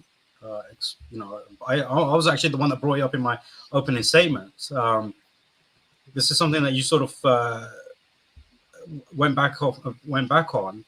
I'm just trying to find my notes on it. Yeah, I remember you mentioned a few things that. I mean, I understand why you would anticipate that I'd use them, like Micah 5:2, for example, which I didn't. Micah 5:2, yeah. it's just too much material. Like, I was wanting to go through Zechariah, Jehovah being sold for 30 pieces of silver, but I just realized I didn't have enough time to explain it and exegete it properly. So Yeah. I just had to drop that one. Yeah. Well, I mean, so well, the thing is, because Malachi 3:1 is it's not just that text. You have to actually go to other texts like, Isaiah 40 verse 3 and other things like that. Yeah, I went there as well. Yeah. So you went there as well. I went there, and we had our, back and forth on what the text means. And obviously, Ha'adon, I admitted, refers to Yahweh and no one else. Right. But in terms of the interpretation of how this language is used and stuff, obviously I had my interpretations and you had your own interpretation. So we did have, and obviously for the people, they can go back to the debate and see how we, argued on that passage, because even that itself, we sort of had to be superficial about it, because the text of Malachi 3:1 in and of itself is something you could base a 2-hour debate on. Yeah, I mean, I seem to remember, I think it was in your rebuttal, you were just like, and two throne theophany, and let's move on. Yeah. Like, there's a very small percentage of people who are going to have a clue what a two throne theophany is. Yeah, literally, because I knew that I couldn't, in order to address that point well, I was not going to be able to do it in that rebuttal. No way, because I had a bunch of points listed out. I had to say, well, if you know anything about the two throne theophany, you know that this is not as you portray it. Well, the thing is, the two throne theophany is on my side. The point, theophany is appearance of God. Two throne means two. That's not Unitarianism. That's the Unitarianism. Well, obviously, it's like when you referred to Exodus 23, my name is in him. I'm like, yeah, his name is in him. Yeah, good one, mate. Yeah. Like that's life. Yeah, that was I did notice your facial expressions when I did bring up these texts, and you were like, he's helping me out. It's like, and I was sitting there thinking, bro, I'm not helping you out. This is going against you, because I know what these texts are actually saying and what the scholarship behind it is saying. The angel of the Lord, and I'm like, yep, that's Jesus too. Yeah, I'm like, no, it's not. I mean, like I said, I think this can give people to go back and watch the debate as well as look into the subject. We don't have a lot of time to go over it again, especially not in detail. And obviously, when you touched on the Targums earlier, and obviously in the Targum, and obviously the most famous Targum that is known is the one of Jonathan ben Uzel. That's the one that is most widely known and mostly quoted. And what he says when he references Malachi 3:1, he says, "Behold, I am sending my messenger to clear the way before me, and the Lord whom you shall seek come to his temple suddenly. As for the angel of the covenant that you desire, he is already coming." So obviously when you go back to John the Baptist and what Matthew's quoting about Malachi 3:1, he's referring to Jesus as being that messenger, not the Ha'adon of who the temple belongs to. And that's sort of where that's what I was driving. To John the Baptist as the one who precedes. Who precedes, so this is what I'm saying. But the text itself is referring to the messenger of the covenant, right? So this is so obviously when Matthew is using Malachi 3 to speak about John the Baptist, this is why I'm saying you have to look at these prophecies. Are they accurately attributed to the right person in the right circumstance and all of that? So this is why I was like, it's got nothing. So when you asked me about Elijah and John the Baptist and Malachi 3:1, I was like, it's got nothing to do with it. There is no connection there. And that's the basis of what I was going off, like, because I was like, I'm aware of the text being referring to the messenger of the covenant, not referring to John the Baptist being described as as Elijah and him being connected to Malachi 3:1, I knew that that was a false attribution. So that's why when I said, "Oh, it's got nothing to do with it," and you came back with, "Yeah, it has," I think we sort of spoke past each other because we had different understandings. Yeah, I mean, the way I remember it, it was when I was asking you what the relationship is between John and Elijah. Well, I might have misunderstood. Because the text, this is Joel, if I remember rightly, says that I'm sending Elijah before the great and terrible day of the Lord. That is Jehovah. Yeah. So Jesus says, in Matthew 11, that Elijah has already come if you will accept it, and that's John the Baptist. Therefore, that carries the conclusion that Jesus is Jehovah. The coming of Jesus is the great and terrible day of the Lord, Jehovah. And I asked you, what exactly is the relationship between John the Baptist and Elijah? Right. Yeah. See, I was interpreting it as you were making the connection using Malachi 3:1 to make this connection between we did discuss that too, in relation. So that's how I understood it. So that's probably where the misunderstanding was, and why I said there was, there was no connection between the two, because that was the angle I was seeing it from. So, yeah, I mean, even Malachi 3 though, like, I mean, we agree that Ha-Adon is referring to Yahweh, to God, right? We got that far. Do you agree that the messenger of the covenant is Yahweh? No. No. Okay. So you think there's only one person in that text? And I'm using the word person carefully. Yeah, I do. I'm being Trinitarian. There's only one person in that text that the word Malach is used for. In Malachi 3. So, okay, because I don't think really anybody reads it that way that I'm aware of. Yeah. That's quite an I don't want to use an Islamically loaded term, an innovative way of reading the text, but I guess that's kind of what I mean. So there's a lot of talk, obviously a lot of research regarding this text and the identity of Ha-Adon and the messenger of the covenant, who it is, who these identities are. Ha-Adon is sending a messenger who will prepare the way before me, and the Lord whom you seek, the messenger of the covenant, will come to his temple. Right? So the Lord, he's Ha-Adon sends him before him, and the Lord whom you seek, the messenger of the covenant, will come to his temple. I mean, isn't that following the messenger that's sent? No, so identify him as the one, as the me who is. No, so again, so the thing is, the way it's written in the actual text, of Malachi 3:1 makes it seem a bit confusing. But this is why when you actually go into the explanations of what it is, like when you actually read Targum Jonathan, it sort of makes more sense, right? Because when it says, "Behold, I am sending my messenger to clear the way before me," obviously this is Yahweh speaking, right? Right. And the Lord whom you shall seek come to his temple suddenly, again, is referring to Yahweh.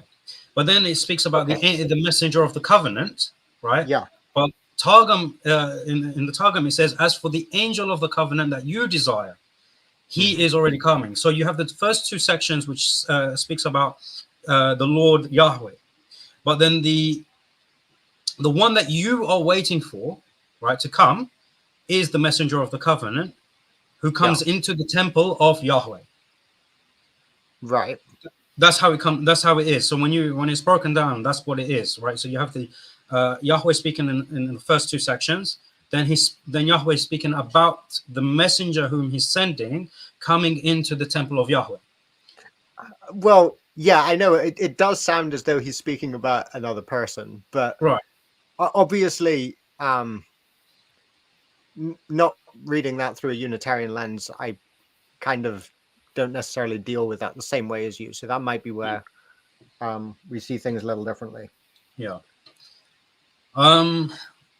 So yeah, I mean, like again, like I said, prophecy for me was very important, because prophecy, for me to touch on prophecy, I think was a good approach because a lot of the beliefs regarding who Jesus is do come from prophecy.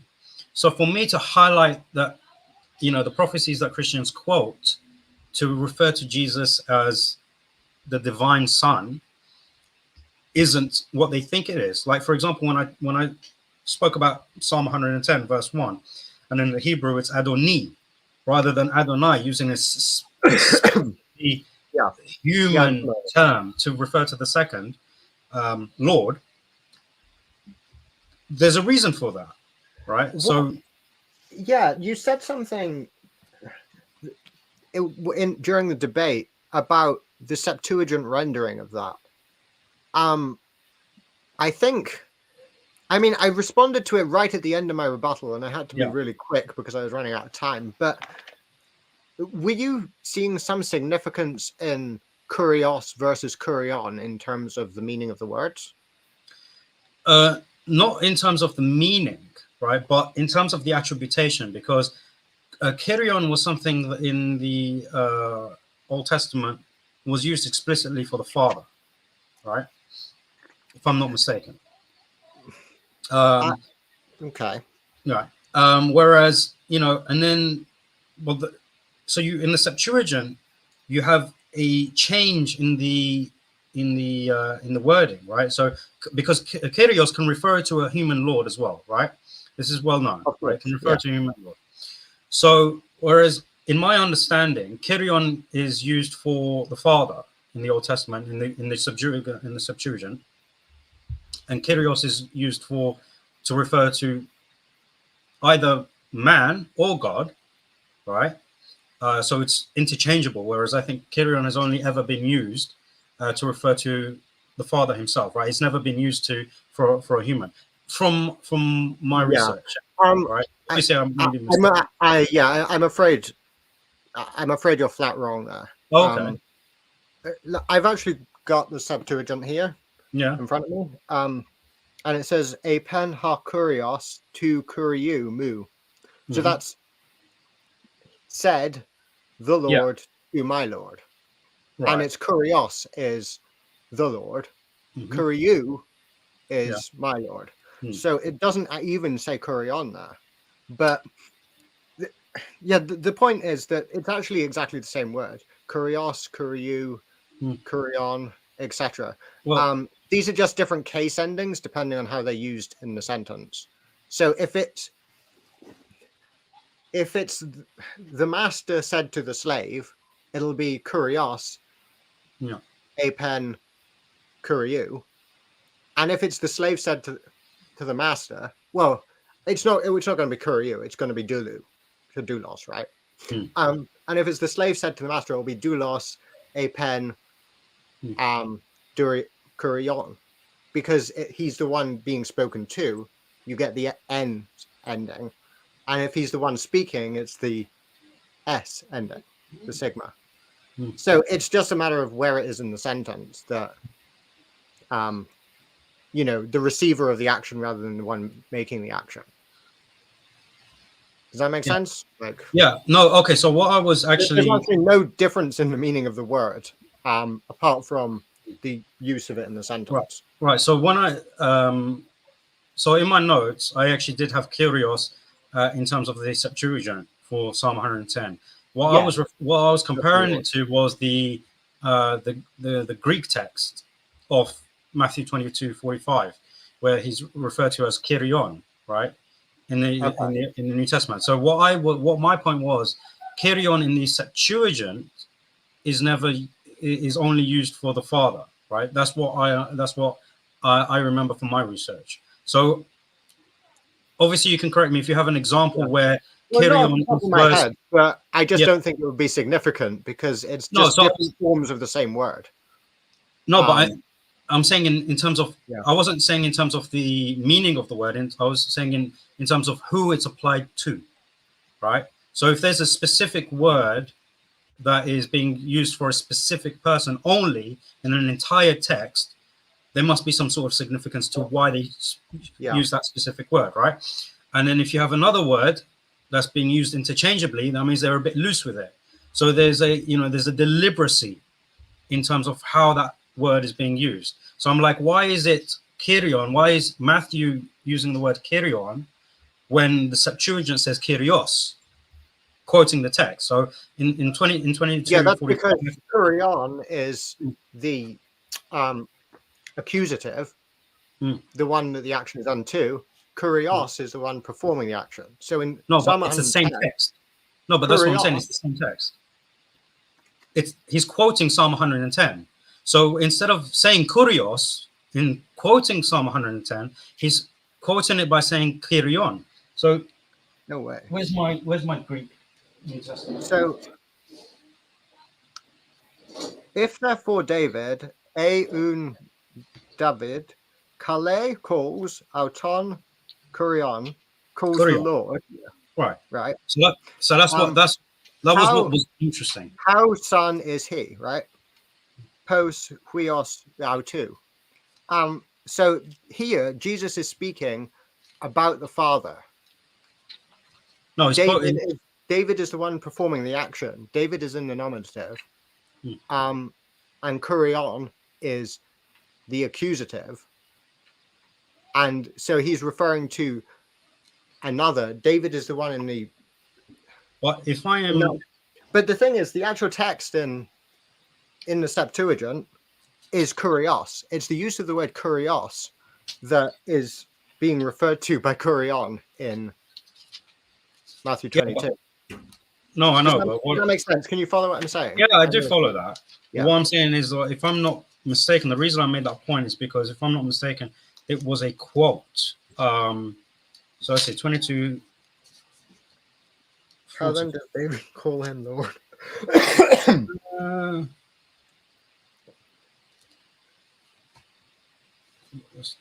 Gospel of John.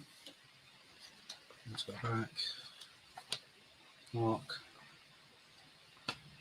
Matthew. God, it's weird when I'm flipping through pages that's just Greek, and I'm still learning. Yeah, well, I'm still learning too, but yeah. Oh no, I fucking went way past it.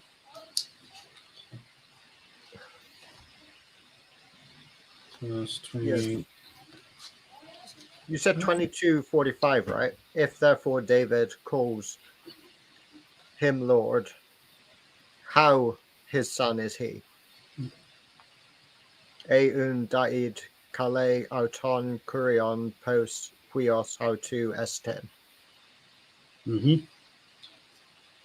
So I'm pretty sure that he's quoting it here. He's quoting the psalm.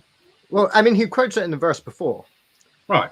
A pen kurios to kuriu mu, right? Yeah. So that's a direct quotation from Psalm 110 in the Septuagint, but it uses the word kurios there. Right. So where did I get Kyrion from? So you have kurios in verse 44, and when Jesus refers to David calling him Lord, it uses the word kurios. So yeah, which is referring to that text that says kurios. Yeah. All right. So there you go. That's my mistake. So, but that was just, it was an observation. I really had difficulty understanding the point that you were making, so I just it was just saying as quickly as I could the difference between the two words, and it wasn't really a point. It was just me pointing out an observation. But obviously, clearly, my observation was wrong because I looked at I failed to take into account verse 44 where it was actually quoted. So yeah, that's my mistake.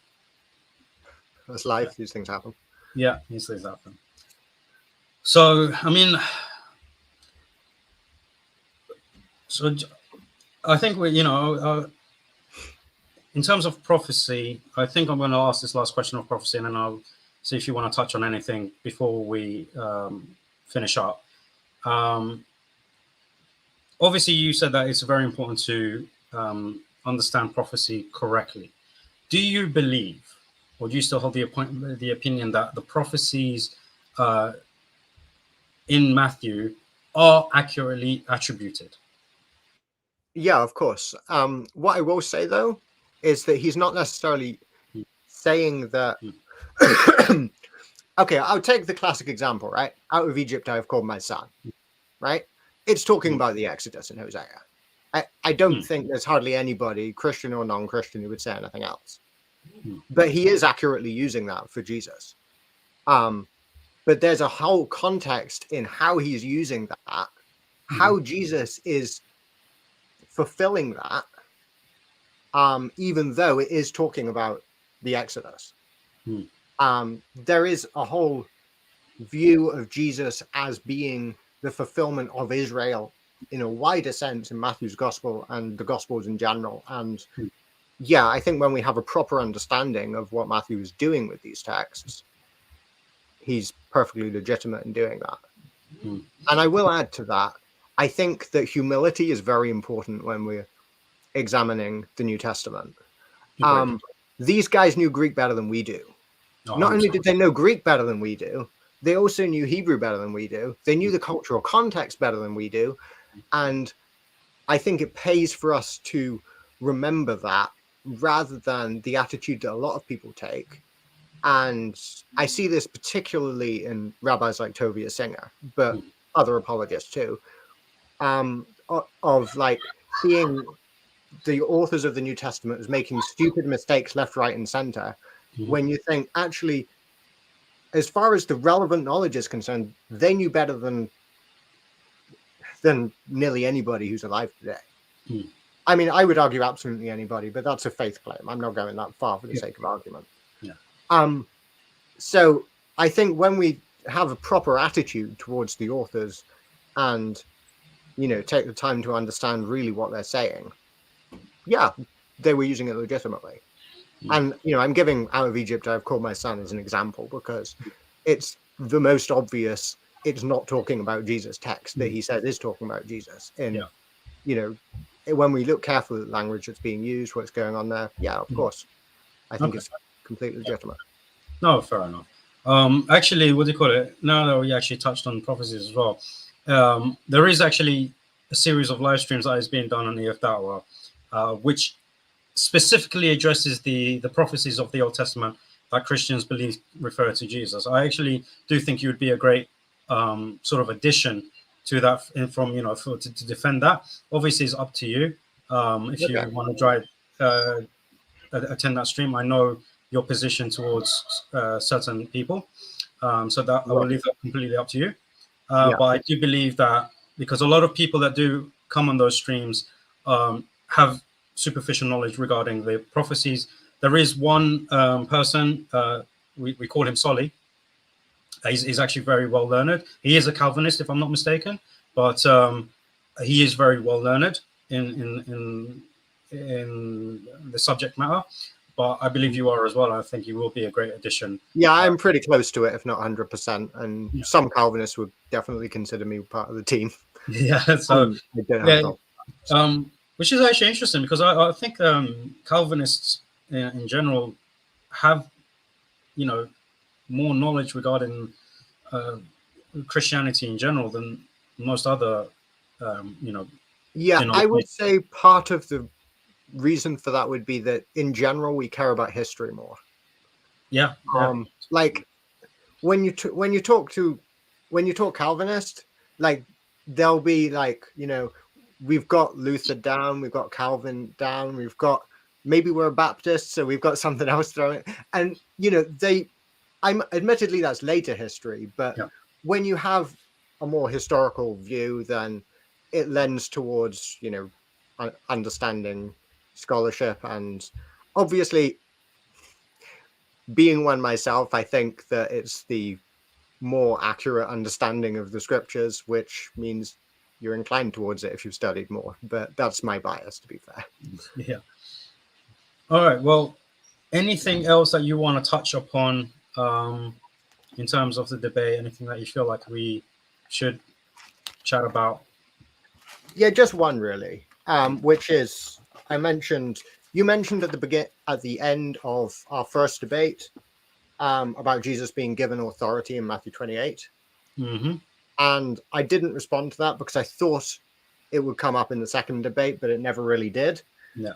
So I just wanted to briefly go through why I don't think Jesus being given authority in that text is any kind of a problem with him also being God. Okay.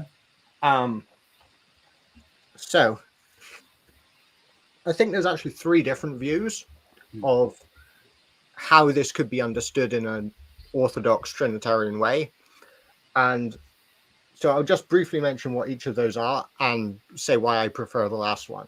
So the first, I mean, you could understand it as that in the incarnation, when Christ became a man, since the Bible is clear that he did miracles by the power of his Holy Spirit, or I should say the Holy Spirit, if you don't want to say it's his.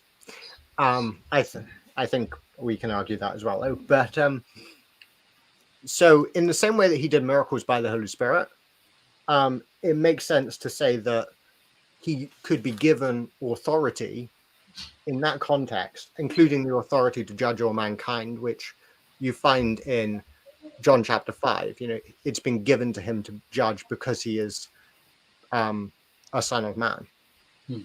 The second way that it could be understood is this is after the resurrection. So you've got the exaltation of him by the Father, and it could be seen as part of his exaltation to being once again at the right hand of the Father, similarly to what we read at the end of Philippians, well, not the end of Philippians 2, but Philippians 2:11 and so forth, that God has exalted him and has given him this authority in his resurrection and ascension to heaven, as part of the honor that he's having restored to him. But I actually prefer the third view, which is that this is actually talking about his eternal generation by the Father, as a distinct person being begotten by the Father.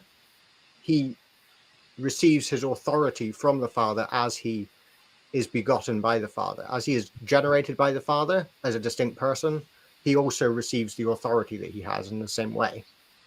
The reason I prefer that is because you've got similar language that's used in Matthew 11, and you don't have the resurrection context there. And in Matthew 11, he does imply that it's something that is the case before he becomes incarnate, or at least according to my reading of that text, which is where, towards the end of Matthew 11, when he talks about all things have been handed over to me by the Father, and no one knows the Son except the Father, nor does anyone know the Father except the Son, and anyone to whom the Son wills to reveal him. So it's part of this relationship between the Father and the Son. So I think, given the way it's used in Matthew 11 as well as Matthew 28, the eternal generation explanation is probably the most consistent with both texts. Although if we just went by Matthew 28, we could probably go with either of the other ones. I think that's the one that's most consistent. Yeah. Well, I mean, you know, from what you've just said, I think that what comes into your explanation is a presupposition of the Trinity, as opposed to what the text of Matthew actually says. Because obviously, all of this stuff about the incarnation and stuff, this is not clearly demonstrated in the text of Matthew. So I think there is a part of a presupposition in that explanation. Do you agree? Or well, I mean, the incarnation is, you know, that's Matthew 1. That's you know, I would make an argument from Matthew 1 that you have Jesus being conceived by the Holy Spirit, that he is Jehovah and God with us, and you know, we debated that already. But I would say that's definitely there. As far as his resurrection and exaltation, the resurrection is definitely in Matthew's gospel. I'm sure you would agree with that as well. His ascension, I think, is pretty much assumed that he's not still around when the gospel is being written. So it's kind of implicit. So with his resurrection and saying he's been given all authority, I mean, I think that's pretty much in the text. When you talk about eternal generation, I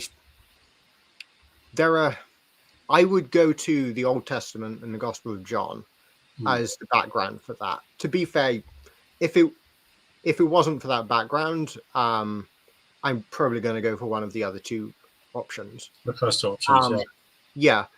Eternal generation is something that it took me a long time personally to come to the belief in, even while I was Trinitarian, because I didn't see the evidence in Scripture. Eventually, I came to the conclusion that there were certain texts that were best explained that way. So I became thoroughly Orthodox after being Trinitarian the whole time. Yeah.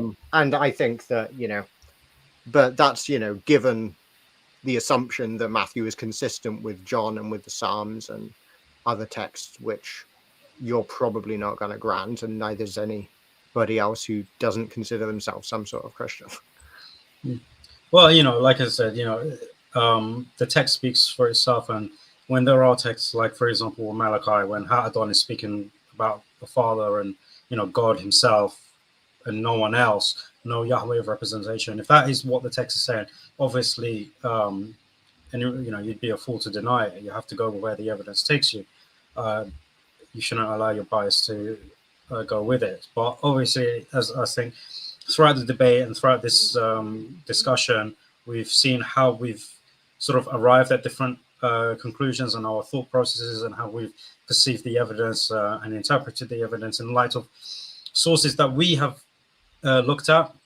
Sometimes we've looked at the same source, sometimes we've looked at other sources that, so there's many factors that have come into play for why we hold our views. And to be honest, I think this is one of the debates that where bias did not play too much of a part in it. I'll be honest. I think there was some on both parts, but not a great deal. However, just in closing, the thing that surprised me the most in the debate is when you use the hadith in Sahih Muslim. Yeah. That I was actually wondering if perhaps you might not have heard it before. No, I know. I'm well aware of the hadith. This is a famous hadith. This is something that is taught to us very often. But even as, when it was brought up in the Telegram group we're both on, that's why I said to you as well, it's like, it was quite interesting because when we were talking about the paganism, the pagan attributes to Yahweh in the Old Testament, and you said, well, this was a Old Testament response saying, well, these attributes you give to your pagan gods, they're actually not for pagan gods, they're actually for the real God, Yahweh. I was like, well, why didn't you lend that same sort of, stick to say, well, maybe isn't it Islam refuting the idea that, you guys are, trying to attribute this to Jesus when it's actually meant to be attributed to God. It's sort of, attributed to Allah. Isn't that the same, thinking? So it was more of a question of consistency in terms of the way of thinking, which is what I was questioning. So what would you say to that? Well, I would say that I don't see the same level of understanding of previous sources in the Islamic sources that I see in the Christian ones. When you see the Christian scriptures interacting with the Old Testament, they are familiar with the Old Testament. You're surprised they don't quote Isaiah 9:6 because they quote so much else. That's not something that you see in the Quran in particular, but in the Hadith either. They don't seem to show knowledge of the previous sources. Well, and this is a consistent thing you see in the Old Testament as well with regard to pagan sources. The flood legends, Epic of Gilgamesh, Enuma Elish, all of this stuff. They interact with these writings and incorporate them in a polemical manner quite often. There's a consistent pattern of this, especially with Egypt. Like, you have the plagues on Egypt. Each one of them corresponds to a particular Egyptian god. And it's Yahweh showing his supremacy over the god of the Nile, his supremacy over the god of the sun. Yeah. Like, they know what they're doing. God knows what he's doing. But this isn't something I see with the Quran. It doesn't seem to understand what comes before it. Same thing with the Hadith. It seems to be disorganized, not a not interacting intelligently with previous sources.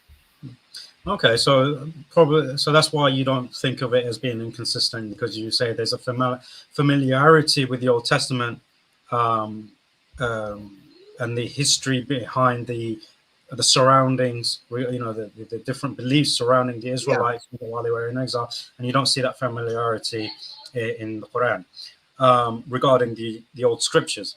Obviously, I disagree. I would say that the Quran is very well aware of the Old Testament. Hence, and this is why chapter 10, verse 94 is the inspiration for me to write my book on Tawheed, right? It's actually based on this verse. If you doubt that this book is from your God, ask the people of the book. And question is, why do you ask? We'll tell you. It's like, yeah, but that's the interesting thing, and I always ask people to ponder upon this verse, because it's asking to ask the people of the book. Now, the people of the book, the Jews don't believe in the Messiah. They don't believe 100% in the same exact model or theology that Muslims do regarding God Himself, right? They reject Muhammad, peace be upon him, right? Although some have accepted Islam based on what they have found in the Torah that they had with them, and they accepted Islam on that basis, the vast majority would say, nah, he's not a prophet, right? They would belie him. The Christians believe in a Trinity.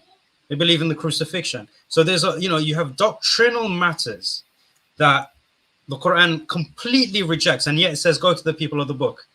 And then it confirms, and then it says, after you've asked them, don't doubt that this is the book of Allah. Don't doubt that this has come from God.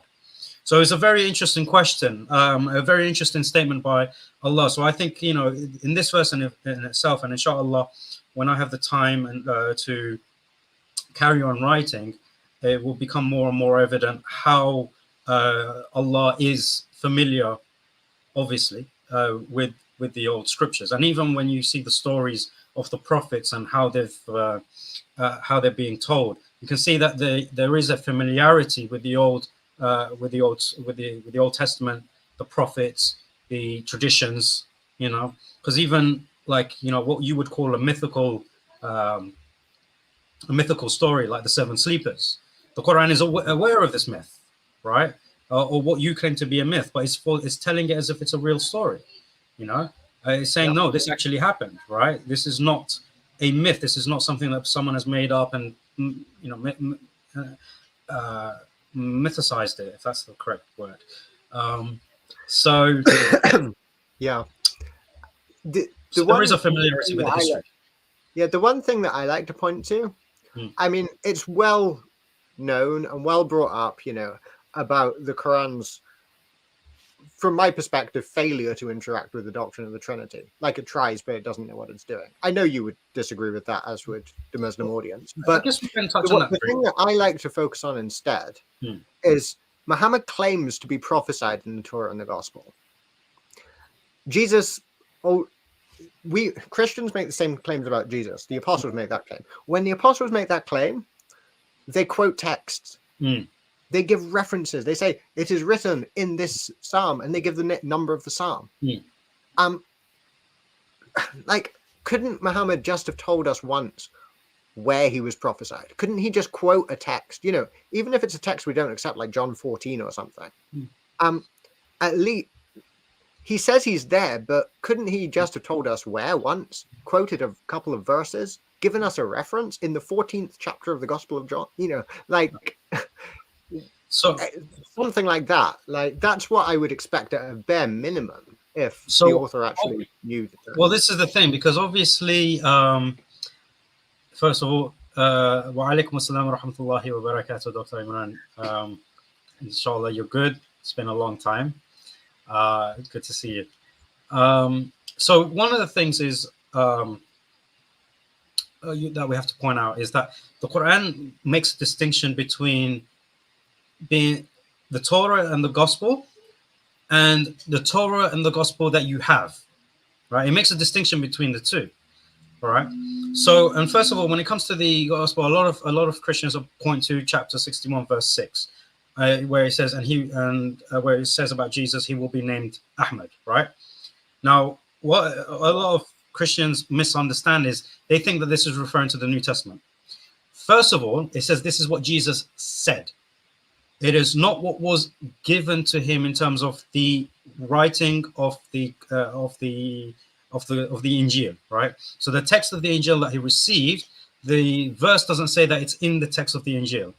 It doesn't say that it was in the Injil. It says that Jesus proclaimed this, that someone will come after me and his name will be Ahmed, right? So this is something Jesus preached. Now, obviously, that is not related in your New Testament because the New Testament is, as we believe, not the original Injil. It is merely biographies, four biographical accounts of the life of Jesus, among many that have been written around the same period. But these are the four that have been canonized, and not the scripture that was given to him. Hence why, the Quran mentions very clearly that the Injil was revealed to Jesus. It doesn't say that the Injil was written by his companions or anything like that. Right? So there is a distinction. So you have to when you address the prophecies and what the Quran is saying regarding how the prophet is prophesied in the text or by preaching, you need to be able to make the distinction between what is actually being said in the Quran. What is the Quran actually pointing to? Is it pointing to what you have between your hands, or is it referring to what was originally revealed? And the Quran also mentions that somewhat of what has originally been revealed is still in the text that you hold today. And this is why Muslims are not inconsistent in terms of saying, oh, Deuteronomy 18 or John 14, because we think that these are... Let's say Deuteronomy 18 is the text that was in mind in Surah 7, 157. Let's say Deuteronomy 18, verse 18 was the verse that he was thinking of. Like, just somewhere. Couldn't he have quoted it? Well, actually, if you look at the verse, right, I can't remember. It's been a while since I've actually looked at that verse, but for apologetic reasons. I think it might actually say the gospel there, in which case it wouldn't be. Let me read it. So they are the ones who follow the messenger, the unlettered prophet, whose description they find in their Torah and the gospel, right? So this is referring to what you have, right? He commands them to do good and forbids them to do evil, permits for them what is lawful and forbids what is good. So this is a generic attribution, right? So it's not saying, oh, there is one text that refers to him, right? This is why when we look at this verse, right, and it mentions the unlettered prophet, where do we go? Isaiah 29:12, because it refers to the one who was given, the unlettered one who's given the scroll, and he says to him, read, and he says, I cannot read. We see that parallel when the prophet is given, the Quran in the cave, and he says, I cannot read, and he is unlettered. So there are things, so it's not pointing to a specific text. It's saying what you have with you, there are descriptions, and these are what the descriptions are. So thus, those are the descriptions that we look for. We're not looking for a particular verse. So that's the approach.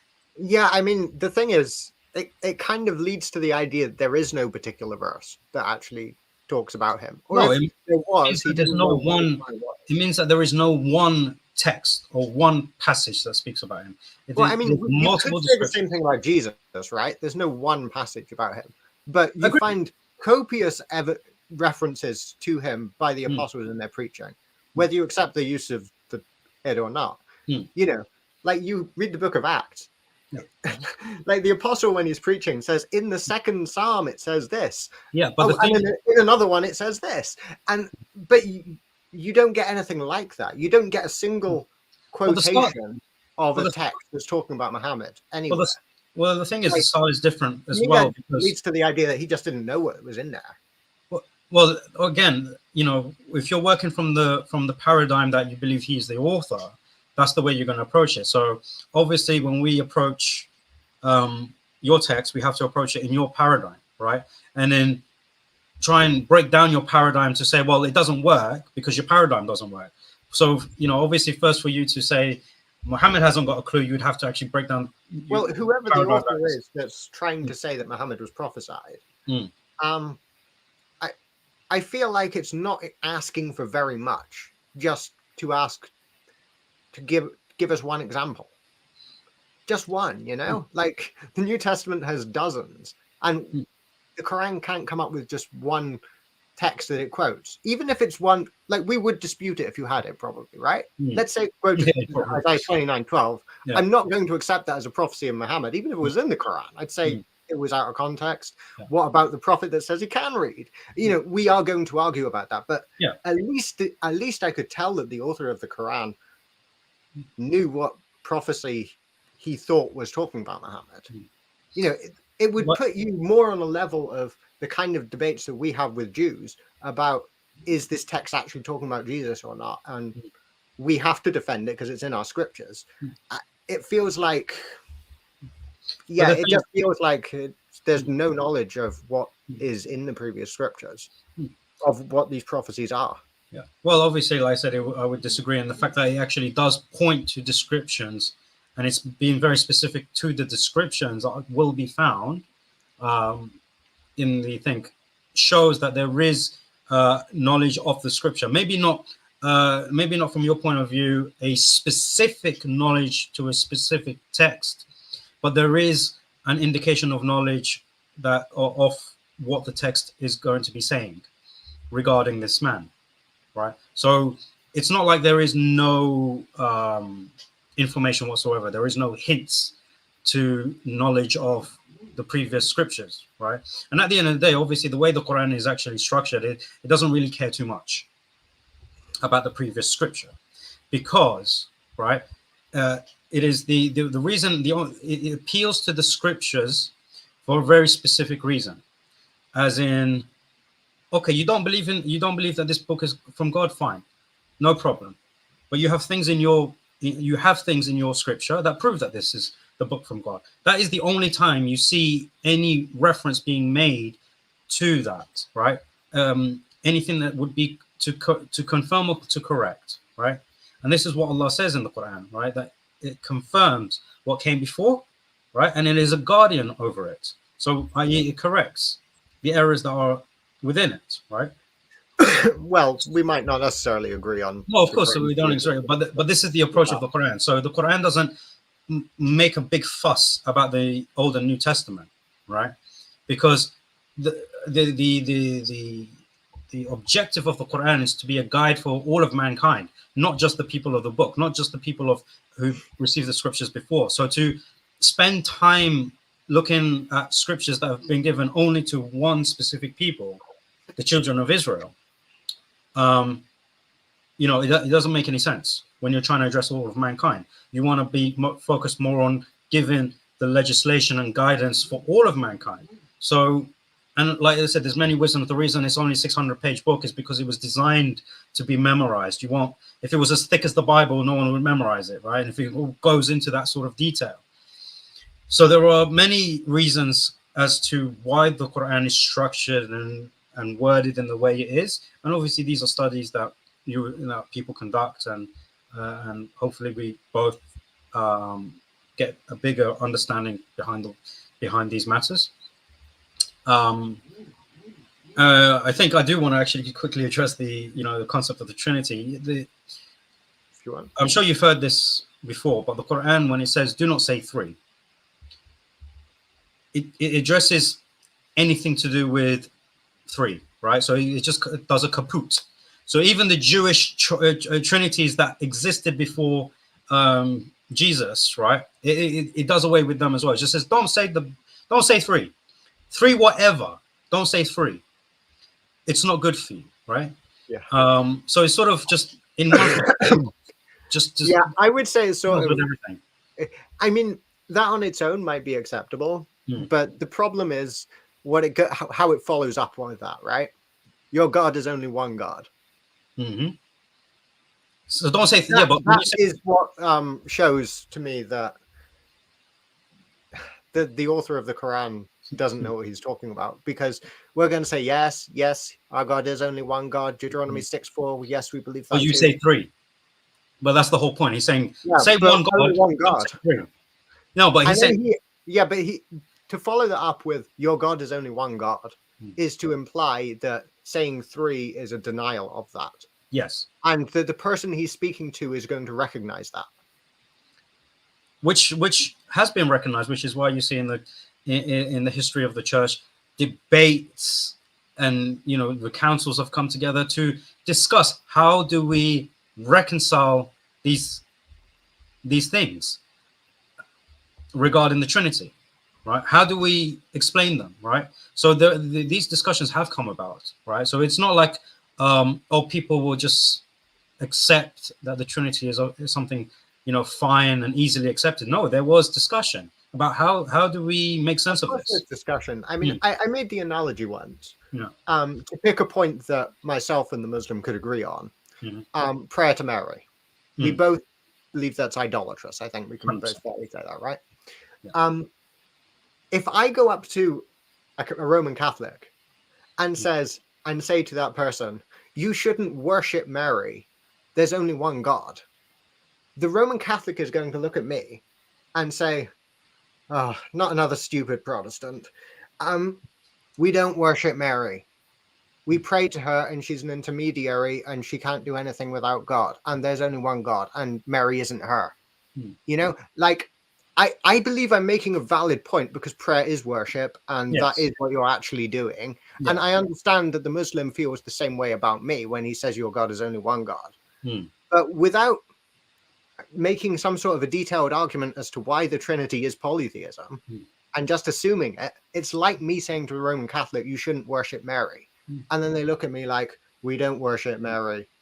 You don't know very much about Roman Catholicism, do you? That's the way they feel about me.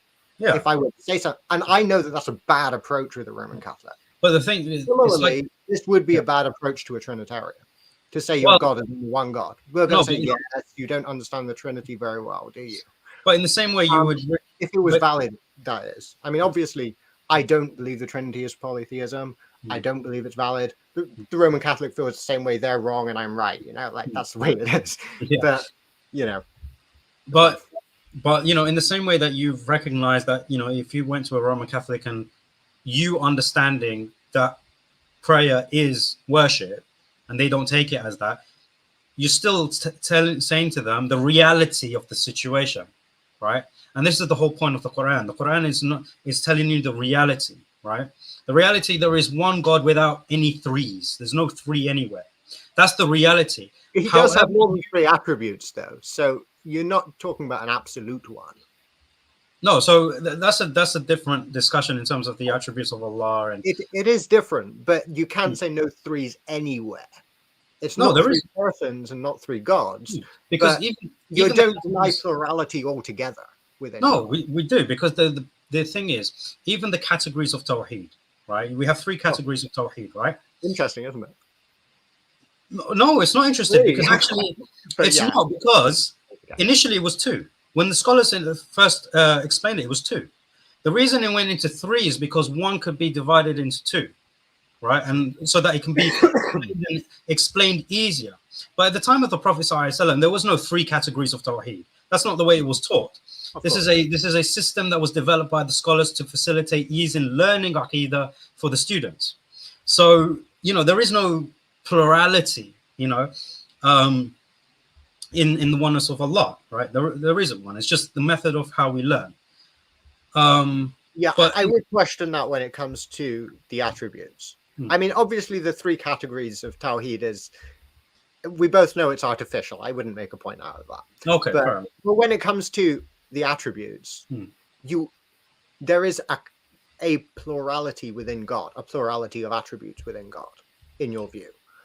Which, well, obviously, I mean, like plurality altogether with regard but the thing is, there's a difference between saying that God has several attributes and saying that God, in his essence, is divided, into parts or persons, stuff like that. I would say that dividing the essence is something that you come much closer to than Trinitarians, personally, from my study of both faiths. Right. Well, this is something we can discuss. Trinitarians insist dogmatically that there's only one undivided essence, which is God. The idea of God having attributes such as hands and face and so forth, divides the essence in a way that is far deeper than anything Trinitarian could be accused of. Well, obviously, I'm sure you're aware of the, what we say regarding the affirmation of his attributes and the not knowing the how. So so this is, right? yeah, Bila Kaif, right? Yeah. So obviously, every Christian was introduced to this through Nabil Qureshi. That's how I wasn't. Well, you're not. Oh, okay. Yeah, I don't think no, I wasn't. Okay. Well, anyway, considering we actually did touch on, attributes and stuff, Brother McKeith, he asked this question. He asked it actually a while ago. Is society necessary to a necessary being or person, even one eternally generated? For this, I would say go watch the video where I responded to Dawa over Dunya, or the 2 videos to be precise. But nevertheless, since the question's there, I will give it at least a brief addressing. Aseity is necessary to a necessary being, but the fact that you're putting being / person as though the 2 words mean the same thing is a major problem. The Trinity is based on the distinction between being and person. God is 3 persons and 1 being. So even when eternally generated, like the sun, let's take that for example, the sun has aseity with regard to his being because he is that one self-existent being. Hence, the essence of God is undivided. But as a distinct person, being eternally generated, his personhood does not have aseity, but his being does. The distinction between being and person is essential to Christianity. You'll never understand the Trinity without it. And the answer to your question is based on that distinction. Okay. So there is much I can say to that, but we are coming up on 2.5 hours, much longer than what we originally planned. Right. I'm sure there is still much more we can say about the Gospel of Matthew and regards to what it teaches about Christ. Of course. But I think we will end it here. For those of you, if you haven't seen the debate, please go and watch it. It is on my channel as well as on Daniel's channel. So you can watch it. I think you would find it very informative because I think we both carried ourselves well, and we have been able to articulate ourselves. Him better than I. I'm actually not great with articulation. And Daniel, look, I do appreciate our friendship. I do appreciate your knowledge. I do appreciate your character, not just as my interlocutor, but as my friend. Thank you. And I'm looking forward to our next debate on the prophethood of Muhammad, peace be upon him. And I'm sure we will be interacting again, either discussions like this one or I mean, to be fair, a topic like that, I kind of rather do with somebody I liked less. but yeah. Well, I'll try not to let that get in the way of me making good arguments. Yeah. Well, I've always said, when it comes to debates, people should not debate often. And when they do debate, they should debate with someone of good character and of good knowledge. Otherwise, the debate has no point to it. And I think that's why I value you as an interlocutor, and that's why I am keen to have more discussions and debates with you, because I know for a fact that we will have them in good decorum, as we have done already, and we have shown together that Muslims and Christians can come together and dialogue and debate in a beautiful manner. And Rasul, the Prophet, peace be upon him, That's what he told you to do, right? Make beautiful arguments with the people of the book. Yes, to make beautiful arguments with the people of the book, and he was sent to perfect good manners. So these 2 things are very important to us and clearly important to you.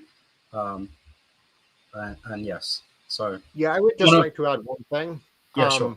You've encouraged people to watch the debates. Mm. Great. I would do exactly the same thing, of course. Please do watch them if you haven't seen them already. Mm. But secondarily to that, just pick up a Bible and read the Gospel of Matthew.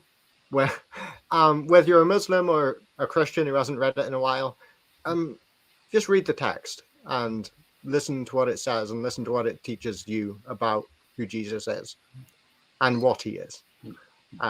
Obviously, we make that distinction. So, yeah, please just read it. Obviously, yeah, if we're going to be debating it, it's not fair that we should do that and discourage people from reading it. And so, yeah, read it, watch the debates, and learn and grow and pray. Okay. Well, yeah, there's nothing more to be said, really. Well, apart from plenty, but nothing for now. Yeah, plenty, yeah. Right. Well, Jazakumullah khairan, everyone, for watching. Thank you for watching, whether you're Muslim or non-Muslim. Please look forward. Please look out for interactions between me and Daniel. Daniel does have a TikTok. He is posting more regularly now, and it's not the usual Christian stuff that you do come across. Some good stuff. He does bring up some good points, things that would bring question to how, that would challenge Muslims in terms of theology, on how to refute Christianity. There are basically, he makes arguments that are not common. Let's put it that way. All right, he brings something new to the table. And like I said, just because he's a Christian doesn't mean there's nothing to be learned from him. There's something to be learned from all people. It's just for you to make your due diligence to ensure that you have the correct information, whether it's from myself, from Daniel, or from any of the scholars. And as I always say to everyone, me and Daniel, we are ultimately laymen. Although we have a decent amount of knowledge in certain areas, we are not scholars by any measure, and we are not people to take knowledge from. So do your own research, fact check both of us, and inshallah, let the truth speak for itself. And assalamu alaikum wa rahmatullahi wa barakatuh. Thank you for having me on. You are very welcome.